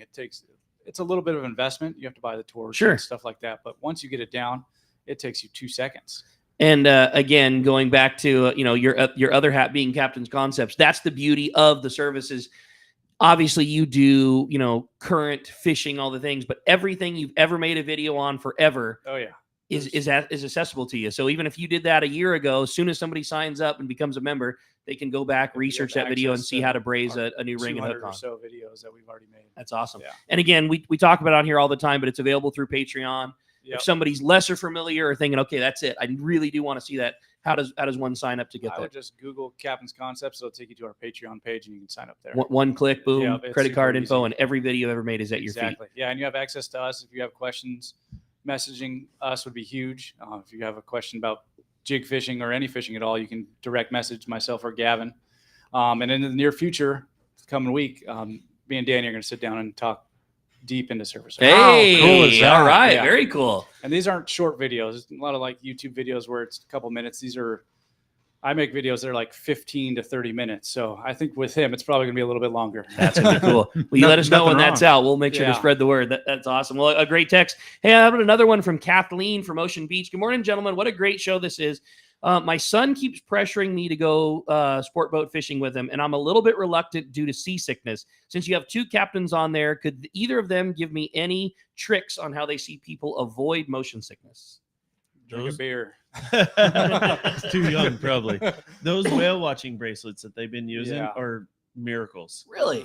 I'm not a gimmicky guy. That's the last thing I would have thought. I'm not Really? into the Okay. Dramamine, but those bracelets that I forget, they like shock them or something. Or I don't really know how they work, but They they work. work. We've But put you're them on talking people the while they're electric, seasick. the electric ones, not Yeah. just the pressure. Yeah, point. the electric ones. Okay. They We work. put them on people that were seasick, and it stops it. Really? Yeah, that's the only Unreal. thing I've ever seen do that. Like that 100%. legit? Yeah. Yeah. Oh yeah. Like everybody who's seasick, I'm just like, go lay down. You're gonna throw up when you wake up, and we'll be home by the time it's over. Because I've been in the tackle shop and heard Dustin brought him in, right? Dustin's the guy. Yep. Dustin's the man, right? In Oh, the yeah. shop there. But I've heard him talk about it. They 100% work. Really? If you're going down the hill, Witchcraft. stick It's one. Yeah, I crazy. don't know what it is, but It's better than taking Dramamine. That Dramamine. Yeah, makes you all Dramamine. Which is drowsy, crazy because weird. here we have 2 captains that have been on the water for 40 plus years or 50. I mean, I hate to date you, but you're talking legit. 100%. Yeah, Yeah, they work. people who take Dramamine throw it up. Do 10 you minutes later. carry those at Fisherman's? Rick? I don't mean to call you out. We don't. No, I think it's awesome, and like So- we send everybody to Dustin. I mean, like I said, that's where it is. It's up and That's over crazy. the hill, and it's the one and the spot to get it. Those Yeah. guys rent them over there. Like you could get For- on the for the boat whale watching. and you're like, I'm dying. And they'll be like, here you go. You want one of these? Small amount of money. Sweet. I mean, I Well- would charge a lot of money for it at that point, but It sounds like Kathleen's It's- going to have to go visit the Yeah. tackle shop. It should be little money before you get on the boat, and a whole lot more once you're on board. I think too, if the kid's not susceptible to seasickness, but you talk them up, Yeah, oh yeah. Yeah, kids it's in the get head. seasick when they get talked up. But Yeah. if you just like my son gets seasick, but if you just look at him and you're like, dude, you're all right. Yeah, you're fine. He's fine. Yeah, That's once awesome. you start thinking about it, you're gonna get seasick. Yeah. 100%. Well, hey, with that said, we're taking a chance, and I believe that we have Pete on the line. And the reason I say it is it's just showing up different because I know he's calling from so far away. But Pete, we got you on here this morning. Yeah, loud. and There it clear. is, I'm okay. calling on Lucy Global here, and I'm in Villa Manuelas, Chile, in the Patagonia region of Chile, and we're on the way back from Hacienda de los Rios, which was an absolutely incredible experience there on the Rio Ceniz and many surrounding rivers and creeks and such like that. Just super good. We're on our way. It's a 5-hour drive from there. It's so remote to the airport in Balmaceda, and then we're headed up to Puerto Montt is our next stop. But had to tell you about this unbelievable dry fly fishing that we had for brown trout at the Hacienda de los Rios. Really fantastic place, a wonderful operation. Only 10 rooms at this place. Get outta here. Or excuse me, no, 5 rooms, excuse me, with 10 people max on them. And and you have every day you have your own water. I mean, it was basically nobody else on the water. And the cool thing about it for Lolly and I was that she loves the horseback ride, and so she spent many days horseback riding while I went fishing, which was super cool. And she did go fishing too. But one of the coolest adventures in the 6 days that we were there was we took horses up on a 3.5-4 hour ride up into the mountains to these lakes.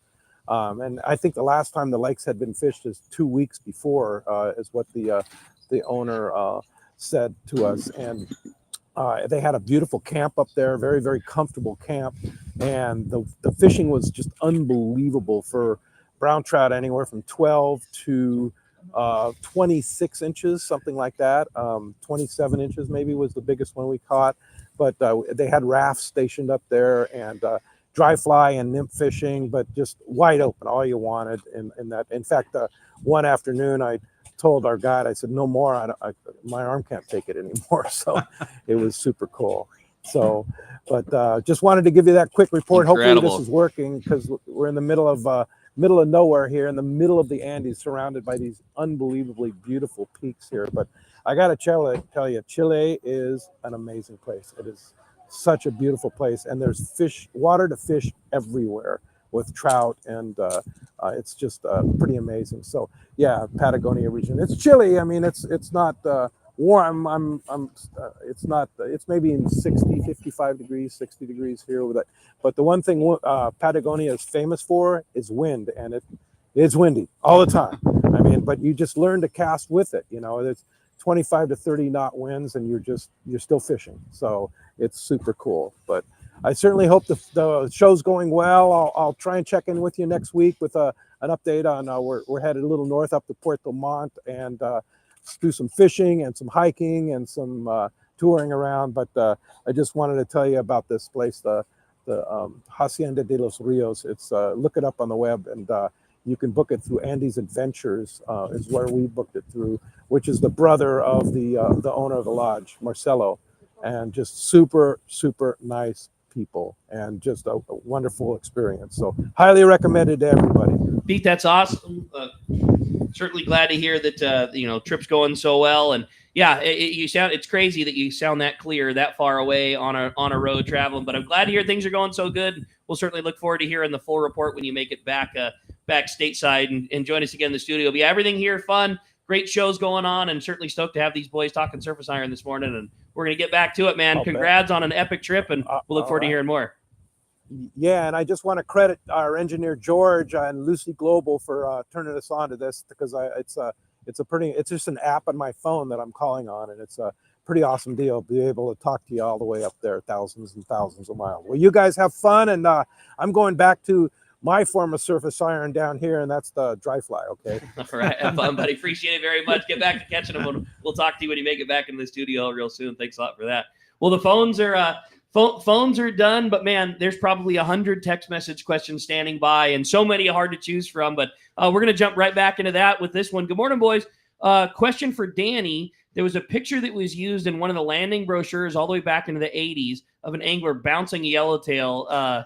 As a young angler, that picture stuck with me for years, and I've always been told that was you. Any truth to that? And then also, what is the art of bouncing a yellowtail? Yeah, did I have a cigarette hanging out of my mouth?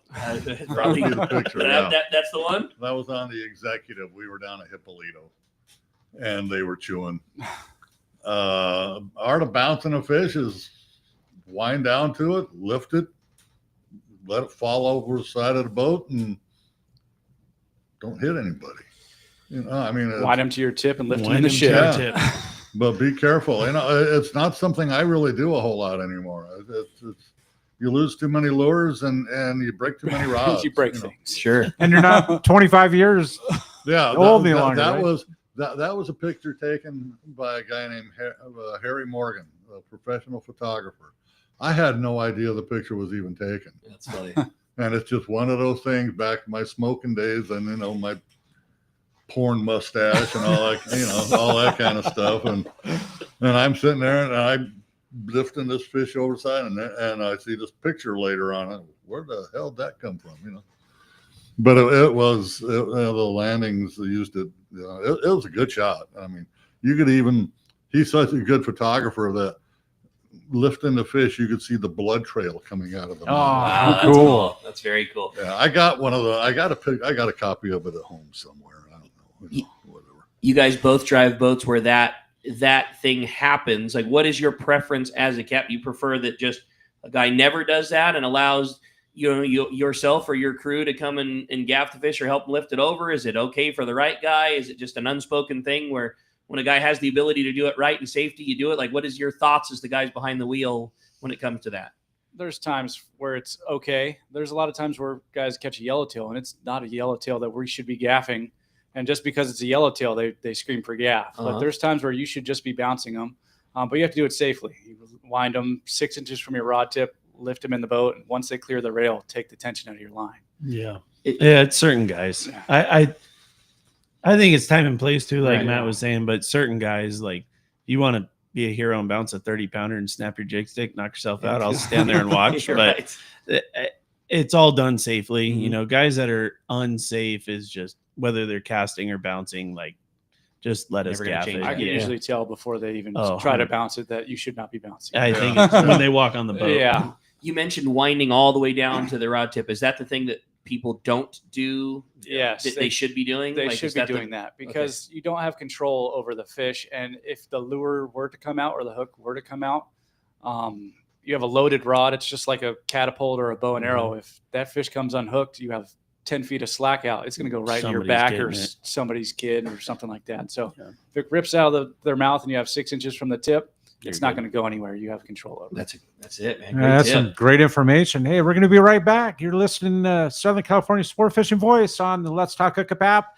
and 97.3 The Fan. Actually, the second hour is make reliable boating your resolution and back it with exhilarating deals with a new Yamaha outboard during Yamaha's New Year, New Reliability sales event. From now until March 31st, 2025, purchase a new eligible Yamaha 450 to 30 horsepower outboard and get up to 7 years of coverage protection. Looking to hit the water with lower horsepower? There's a deal for you too. Purchase a new Yamaha 25 to 2.5 horsepower outboard and receive up to $200 in dealer credit toward the purchase of additional goods and services. Don't miss this limited time offer. Visit your local Yamaha dealer today. Yamaha, reliability starts here. Offer ends March 31st, 2025, subject to change. Other restrictions and conditions apply. Select models exclude 24-month Yamaha extended service added to a 36 or 60-month factory limited warranty. Choice offered to Florida residents is a 24-month Yamaha limited warranty. See authorized participating Yamaha outboard dealer for details. Cannot be used with any other Yamaha offer. Hey anglers, AFCO Pro Captain Ben Florentino of Coastal Charters here. As a full-time guide, I'm on the water all year long. It's my livelihood. Having the right clothing is of the utmost importance to staying warm, dry, cool, and comfortable to endure whatever the Pacific wants to throw at me.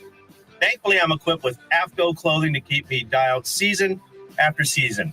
Do yourself a favor and check out AFCO's award-winning gear at a dealer near you, or learn more at afco.com. All right, it's time to talk about great gear from Shimano, and man, you can't really talk surface iron fishing without mentioning a Shimano Trinidad 20A reel. Like you guys have said, everybody has their own tools that they know and like, but I don't know, you could put pen to paper and draw out a better reel than that Trinidad. That's what lives on all of my jig rods. Is Trinidad 20A with 40-pound mono. It's a favorite for sure. And when it comes to casting surface iron, a star drag reel that's got a lightweight spool are some of the attributes that you like the most, and that's certainly the reel that's got a lot of that. A fantastic free spool, lots of power in the handle, and just an excellent casting reel. That's it. Hey, for more information, check out your local Shimano dealer or check out fishshimano.com.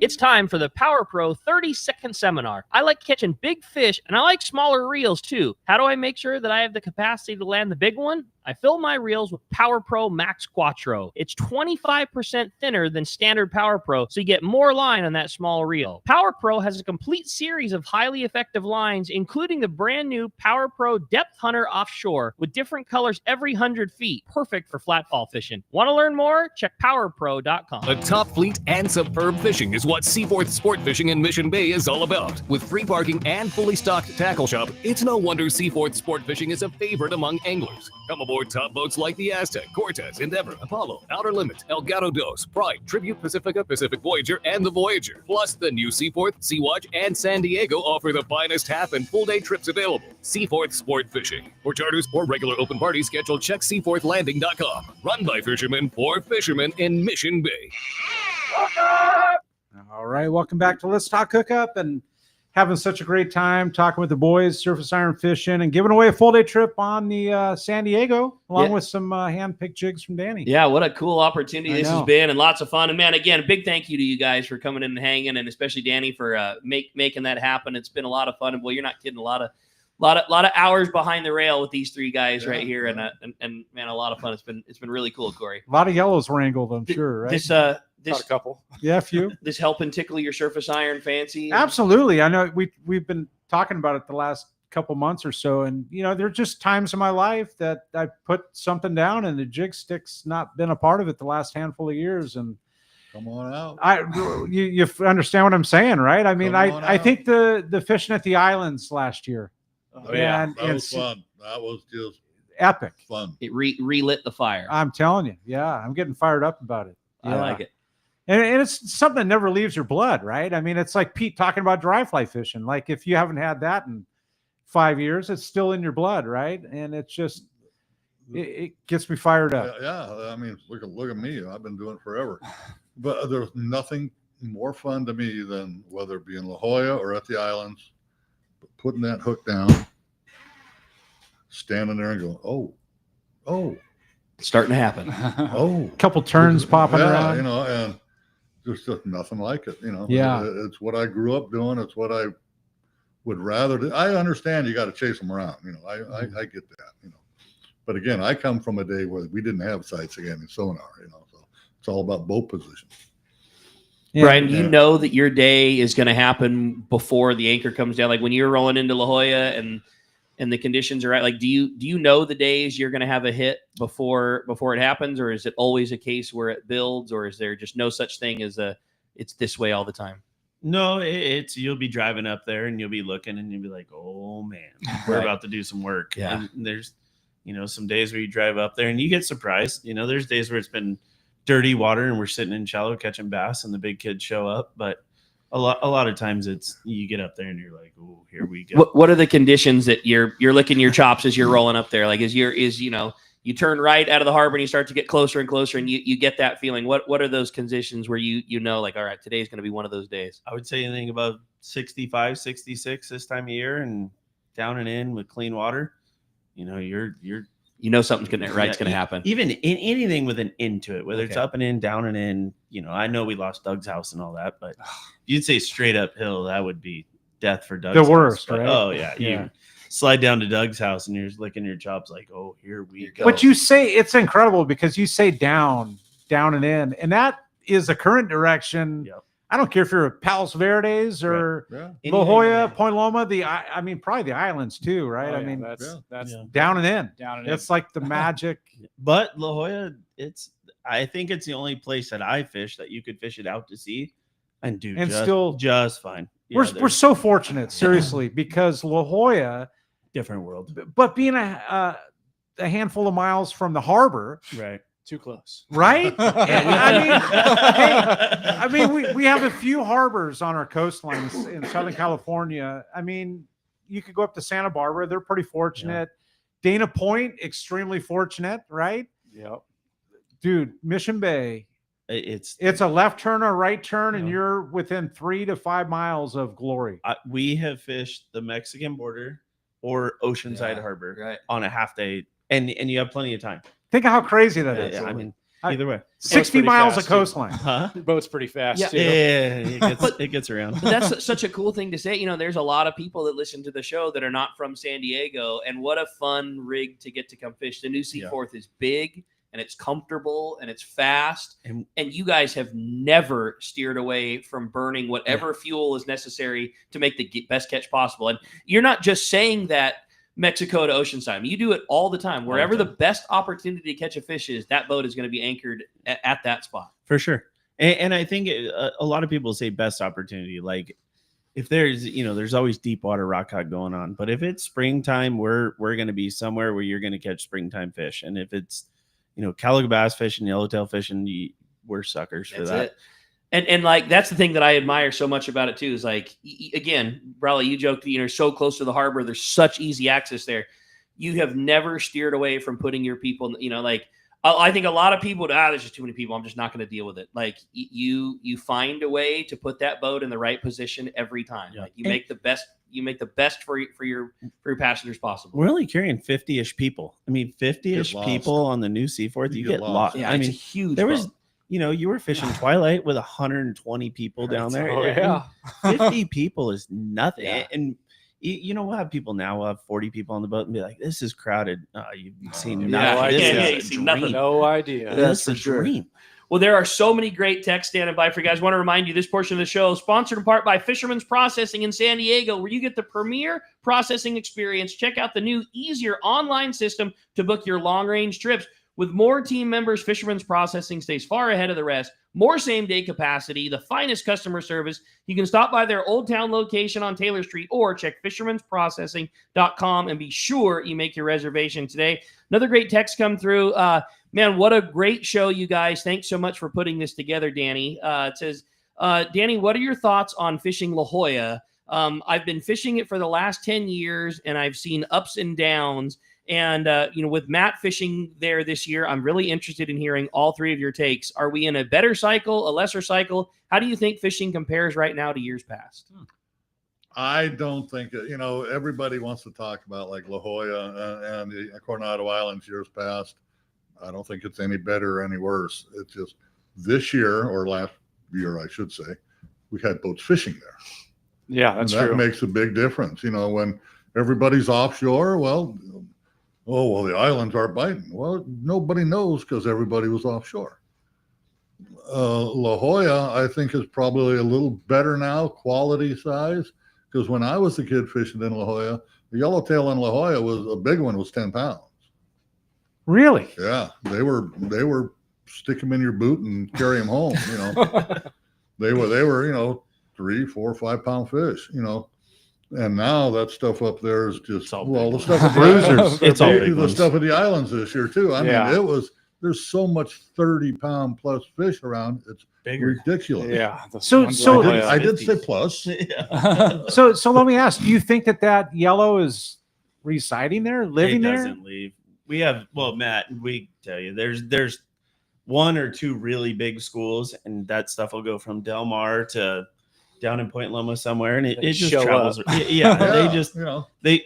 I mean, me and Matt drove around the other day. Matt kind of caught us with our pants down during that time. We were out fishing rock cod, and they got in on a little bit of that yellowtail fishing, and we got a day together where me and Matt were driving the boats, and we're competitive. Matt, Yeah. I'm not gonna let Matt come to my town and beat us up. Right? Matt doesn't. It was wanna nice till he showed up. Yeah, Matt doesn't want to get beat up by me driving around, so it's super fun. Like it's competitive. It's a good but- competitive. Yeah, for sure. That's fun. And we were driving around, and Matt was just inside of us there, and what did we do? 10 laps through there and never Yeah. saw those things, and I mean, And then they popped up. when Instantly, Matt, you could see it without even seeing them on the machine. yeah, it dude, was. they know the San Diego's coming through. Come on. Well, they just showed up on our bow, Yeah. and I look over at Matt, and I'm like, oh, poor guy, and he like turns around, he's like, oh God, these things, and it was just, it was just that Yeah, whole. there's a little window where they show up and Yeah. they do their thing. and that's it. That was You're it. there. You're that not day there. I went with you. We saw that spot of fish up off the bow, but it was too far away, and we had a couple of fish hanging. Yeah. And here it is, whatever that month was, January, December, or something like that. Seems like a blur to me. And there's a football field of yellowtail, and they didn't do anything. Standard. Yeah. But they're just backs out of the water and going, yeah, here we are. That's what's so cool too about that area that you fish every day is that story can happen any day Right. during Any any month. month Any of month. the entire year. Yep. Today, you could be there on the anchor and This weather, and- they might be. yeah, totally. Yeah, totally. One thing about the size of fish that you have been catching lately is there's been so many big ones. And that brings up a question, having all you guys as surface iron experts, does your gear ever change because of the size of the fish? Or is surface iron all about a casting tool and you just deal with it there within? I fish every line, Yeah. especially when we're fishing summertime. Yeah. Summertime when they're in shallow, You better pull. I've lost a lot of lures on that boat. Yeah. So heavier being At like 40, 50, Okay. 60. Yeah. Matt, it's crazy. Matt, during the summer, while we're all busy catching, Matt will show up. Yeah. Philip Huber will show up. I still fish Fred's- a lot. There's a lot of guys who I can't tell you show how many up. times There's no better I've chance. shown up and what the hell are you Yeah. doing here? Yeah. There's Old no home better week on chance that at a boat. big Yeah. yellowtail on a surface iron on a half day boat than Yeah. on Or a stick period. bait. Yeah. Yeah. Or a stick bait. But we'll save that for later. But your so you tend to fish on the heavier side, and it seemed Yeah. like you were a little bit hesitant. I You basically fished stick to 40 Yeah. pound. What I'm getting at is there's never going to be a black or white. This is Right. the right or wrong. But that's what's so cool about having the three of you guys in here is 3 guys that are all incredibly successful at that, and that there's always going to be a differing of opinions on things. I like how 40 pound fish is better than 50 pound. And I've been rocked just enough on 50 pound as I Yeah. have been on 40 pound. But we've seen guys with those little tiny reels. Like we had a guy this year with a little, I think I even texted you about Yeah. it, about Matt got tooled on one. And this guy shows up with this little reel. And I mean, I swear the yellowtail swam to the rocks, crawled out, and the guy went it right back to the boat. And he was like, what are you? I think there's a thing of pulling hard on them too. Right. The harder you Yeah, pull, the don't harder pull. they They pull. pull. Yeah. If you pull crazy hard, I think Yeah. things change. I mean, there's an Summer. opportunity Sure. when you could pull hard on them, but You got to break their spirit quick. yeah, if they get their spirit built up, I think being easy on them. And that's one of those things too that is only learned from you guys is a lifetime of doing that. Like I know the 3 of you, and I know there's no way a yellowtail eats your surface iron, and any of you are like, oh, I'm just gonna take it easy on I'm it. just gonna not pull and see what happens. Like, I know you I turn far the too much to know that. I turn the handle. I Yeah. rarely lift the rod up. I just sit there Once and- you're pinned to the rail though for a few minutes, Right. right? Shallow It's water, an you old kind of go, story. Well, yeah. we'll just let him do his I thing. just don't like getting bit at the extension of my cast. Yeah. That's when Especially, things go wrong. especially yeah. when it's a rock. Yeah. You brought up a great thing, and that was little reels, and it's something that I get fearful of because I feel like I see it more and more. But I really value your guys' opinion. What is your thought of guys that are? I don't want to say trying to make it happen because that sounds so negative. But what is your thought on low profile reels and where they have their place, if any at all, in the type of fishing you guys like to do with the surface iron? I think they work to extent, but you're definitely not doing it right. If you're trying to fish these big lures, that's definitely not the right deal. Right. But the smaller lures, that's what you should be matching the jig to your reel size. If you're fishing a Tranks 400, you shouldn't be fishing a DSL full size. or a JJ. Yeah. You should be dropping down to the Legends or Whatever. the LJ or the Mini. I think it's location where you're fishing too. Yeah. You know, if you're fishing out in that deep water and you're using a little tiny reel, you're outgunned. What are you doing? But if you're in the shallow water, like 5 fathoms or less, you can sneak one in there. It's happened. And it also doesn't, the smaller reel, because the spools are so tiny. Right. You make that cast of 150 feet. Well, you got no line on your reel. Sure. So your gear ratio, even though it's 6-to-1, right, you're still only pulling in 14 inches of line every time you turn the handle. Whereas in your Trinidad 20, you turn the handle, and at the end of your cast, you're still getting 40 something inches. So it's like they say in the movies, size matters. That's it. Well, a great one. And Corey, do you have a text standing by? Yeah, I do actually. And it comes from Ralph Amenafi. It says, "Good morning, boys. All the jig sticks I have are some kind of composite. And I'm probably overestimating my ability, but I never feel like I get the distance I should be getting. Would switching to a glass rod help?" And he said, "Thanks, Ralph Amenafi." Depends on technique, I guess. You'd have to watch them cast. Yeah, I'd have to watch them cast. It's technique. And then you guys have said it, like everybody's different. Yeah. Everybody's preferences, builds, the way they're built to cast. When I make and every a rod cast, works different. When I make a cast, I stand flat-footed. None of this 1 foot up and leaning over the rail. And I can cast as far as anybody, You don't aim when you cast? one-handed. I only Get do it that when further? you're around. But and my cast is very short and compact, whereas somebody else's is totally different. You got to find a comfort zone, and you got to learn how to cast. It's like swinging a bat or a golf club. Everyone kind of does it a little different, but you want to accomplish the same thing. Yeah. And it's crazy because you could go to the shop. I mean, you can go see Rick in the shop or Dustin, and it's that gives you like a third of the story, right? Like really putting it in your hand and catching a fish casting is. You should definitely practice before you show up on the boat. Yeah, but I mean, as far as the type of rod and the length and I mean, that's kind of it's tough to say. I also think if you're advanced enough that you're asking the question that your texter was asking, he's got multiple rods and they're all composite and he's not as happy with. That is the one thing about a composite rod. When you introduce graphite to it, they're snappier and they're faster, and they definitely have a tendency to line drive your jig off the rod tip. So either you adjust your technique, or you're a guy that's clearly savvy and likes all this fishing. You should first go get a glass rod.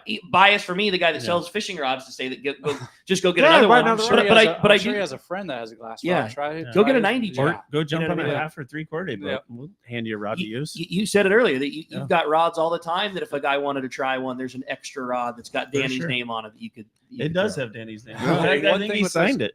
One thing with those composite rods is I've moved my reel up higher. Yeah. Really? Yeah, that's definitely made a difference. Because with the glass rods, I feel like you can have your reel a little bit lower, but with that composite rod, you need to bump it up a little bit. Not so far where you look like you're a surf caster, but just a little bit more than your average. There you go. And it definitely makes a difference. I think reel placement's big too on casting. Huge. Especially for person too. Yeah. You know, a lot of guys who like a shorter one than a longer one. And I'm usually on the longer side for most people. And I think Danny back in the day taught me from the elbow to the bottom of the reel, the palm of your hand should be right at that reel. Your fingers somewhere in their tip of the fingers. Good starting point for sure. For sure. We've always said as a baseline for bait fishing, I like it like right to fit in your hand, and a baseline for a long rod, exactly like Brian said. I like where the tip of my middle finger is, so just pushed a little bit farther forward. There it is. But that's all that is everybody's a baseline. preference. Totally. But again, if these guys been using composite rods for however long and he's not comfortable with it, go to a glass rod.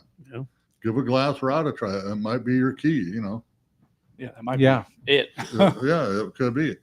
There's a Danny Wade special. Go look at that. There you go. There it is. And Brawley, you were saying too, like if a guy was just getting into it and there's a million long rods out there. I remember the last time you were on here, you were saying an excellent starter rod. You like just a regular traditional glass 90J. Yeah, that's what I tell people to get. If you're looking for one, you can basically do everything with that. You can fish little jigs and big jigs, and it's a good starting point. It's not too crazy where it's real slower glass rod, and it's just all around does everything good enough. And a starting point for a texter like Ralph Amenefi, like that could, I mean, he may decide he wants something a little bit different either way, but that's a great starting point. 90J. Yeah, perfect.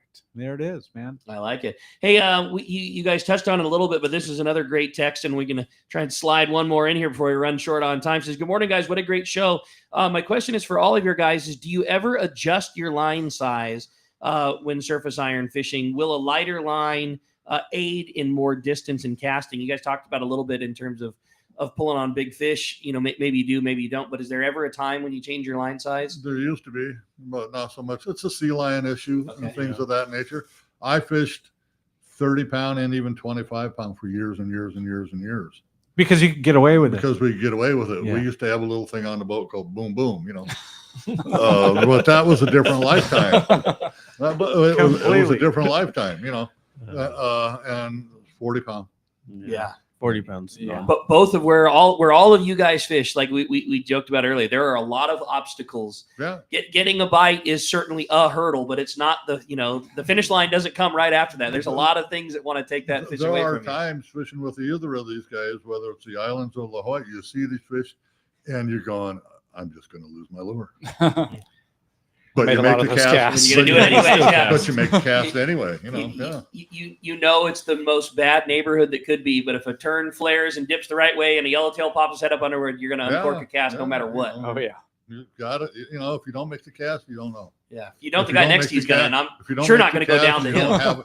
You don't have a chance. You know. So if you lose a lure, well, you'll lose a lure. That's why we make more. That's the beauty of what both of you guys are doing now is you don't have to have the one that can't be replaceable. Now you can go right back into the shop and pick up another one and be right back at it. My heart will always be a Sandcast Caddy 45, but that was a different ballgame. That's a different time frame. In that respect, like my most favorite lure to fish all the time, always was a Salas 7X Lite. You could cast it anywhere. When you're driving in a skiff and you're hauling ass, you can still cast it and push it right through it. Always, but it's hard to. I have a JJ 270 tied on now. And when me, you, and Bodan were out eating lunch, we touched on that 7X North Island, weather side, under the light, weather side. I mean, the 7X is history. Yeah, when there's wash in the water, Teddy 45 is great. I love a Teddy 45, but that 7X is tough to beat when the water's choppy or mixed up. Oh man, that's some great information. How'd the 2 hours be going? Dude, are you kidding me? We're going to be right back. You're listening to Let's Talk Hookup. We're going to find out who's won this full day trip on the San Diego and that hand-picked jigs from Danny Wade when we return on Let's Talk Hookup app and 97.3 The Fan. You know, whether you're going fishing, diving, or just having fun on the water, there's nothing more worth doing than messing around in boats. So let me ask you, are you ready to upgrade your ride? Boat and Motor Mart of Oakland is your exclusive Western U.S. dealer for Steiger Craft. Created for inshore and offshore waters and laid out with the serious fisherman in mind, Steiger Craft has built a solid reputation for performance and excellent rough water handling. If adventure on the water is what you live for, now's the time to invest in your passion. Call Boat and Motor Mart of Oakland at 510-437-1444. To look at the whole fleet of Steiger Craft online, go to steigercraft.com. Now's the time for a rugged, reliable, and fast Steiger Craft from Boat and Motor Mart of Oakland. One rod has set the standard for serious saltwater anglers worldwide, and that's CalStar. From the rugged dependability of the West Coast Series, the lightweight strength of the Graphiter, or the performance of the GG Series, all CalStar rods are handmade right here in Southern California of the finest materials and craftsmanship. So, if you want your tackle to be the state-of-the-art tools to get the job done right, it's CalStar. Available at fine tackle dealers. Get ready for the most exciting outdoor show of the year, the giant 15th annual Pacific Coast Sport Fishing Tackle Boat and Travel Show, March 6th to the 9th at the OC Fair and Event Center in Costa Mesa. Check out hundreds of sport fishing exhibitors, manufacturers, tackle dealers, fishing boats, and fishing resorts taking up all 7 halls at the fairgrounds. 217,000 square feet, plus fantastic seminars and free kids trout pond. Backed by popular demand, the PCS show also has freshwater to cover bass and trout. Learn from some of the top names in the sport fishing industry, from catching giant bluefin, swordfish, calico bass, and more. Take advantage of incredible show specials from major tackle retailers and boat dealers. Talk to the top fishing travel destinations. 4 full days, Thursday, March 6th to Sunday, March 9th. The 15th annual Pacific Coast Sport Fishing Tackle, Boat, and Travel Show at the OC Fair and Event Center in Costa Mesa. Don't miss it. Sport fishing, not just for dad anymore, thanks to the Dana Wharf's Kids Club. Dana Wharf Sport Fishing invites all anglers 12 and under to join the Kids Club today. Membership includes over $100 of really cool stuff, like 2 free fishing trips, whale watch trip, as well as a free Dana Wharf Kids Club hat or t-shirt. Log on to the website, danawharf.com, or visit them in Dana Point Harbor, the bass capital of the West and only minutes from the 5 freeway in Orange County. If there's one thing we like, it's choices. And at your San Diego County Ford dealers, you can find yours with the Ford F-150. Whether it's towing, powering up, or getting from 0 to 60 in 3.8 seconds, the power to choose between gas, hybrid, or all-electric is yours. Tough this smart can only be called F-150. Only at your San Diego County Ford dealers, they'll be glad to hook you up. All right, welcome back to Let's Talk Hookup. We're going to have Brian Castleton flip the coin. Go for it. And we'll see who won our today's prize. The caller today. The caller today is John. John from Escondido. Congratulations. Going fishing on the San Diego and getting a hand-picked few jigs there from Danny Wade. Some big irons and a JRI to go with it. Dude. So certainly some good fishing. Well, boys, can't even begin to thank you guys for taking the time to do this. And what a fun thing you put together, Danny, having the boys in here. So, man, it's been a busy show, way more info than we could certainly get out in that short amount of time. But if somebody wants to find you, Danny, we got a really cool video coming up that Matt was talking about. You guys are going to do it together on Captain's Concepts, but can also do what we do and see you every day down at H&M Landing. Yeah, come on by. Come on and pick out a lure and get questions on a rod. Talk to the grumpy old man. Certainly be there. And Brian, first time having you on the show. I really hope you come back. It was a great time having you on here, and thanks for coming and sharing so much info. Somebody wants to come fishing on board the new Seaforth, do all that great stuff we were talking about. Again, like you said, 6 guys that all drive the boat. You're going to be on a boat in a great atmosphere with the best people in the world teaching how to do it. How does somebody come join you? Yeah, just come see us at C4 Sport Fishing, or jump on the web there and buy a ticket and come hang out. Go down and see Marcus. And our wheelhouse is open. You know what I mean? Like, a lot of guys close their wheelhouse. Come in, talk to me. Come in and hang out. You might even see me hanging out. Yeah, you'll see a lot of guys hanging out. Like go on a Wednesday, and there's a good possibility that a Danny Wade might be standing next to you. Yeah. That's a statement, though, because you're welcoming it. You want people to come up. I do. I let so many kids drive that boat, and cool. Parents taking photos. I think,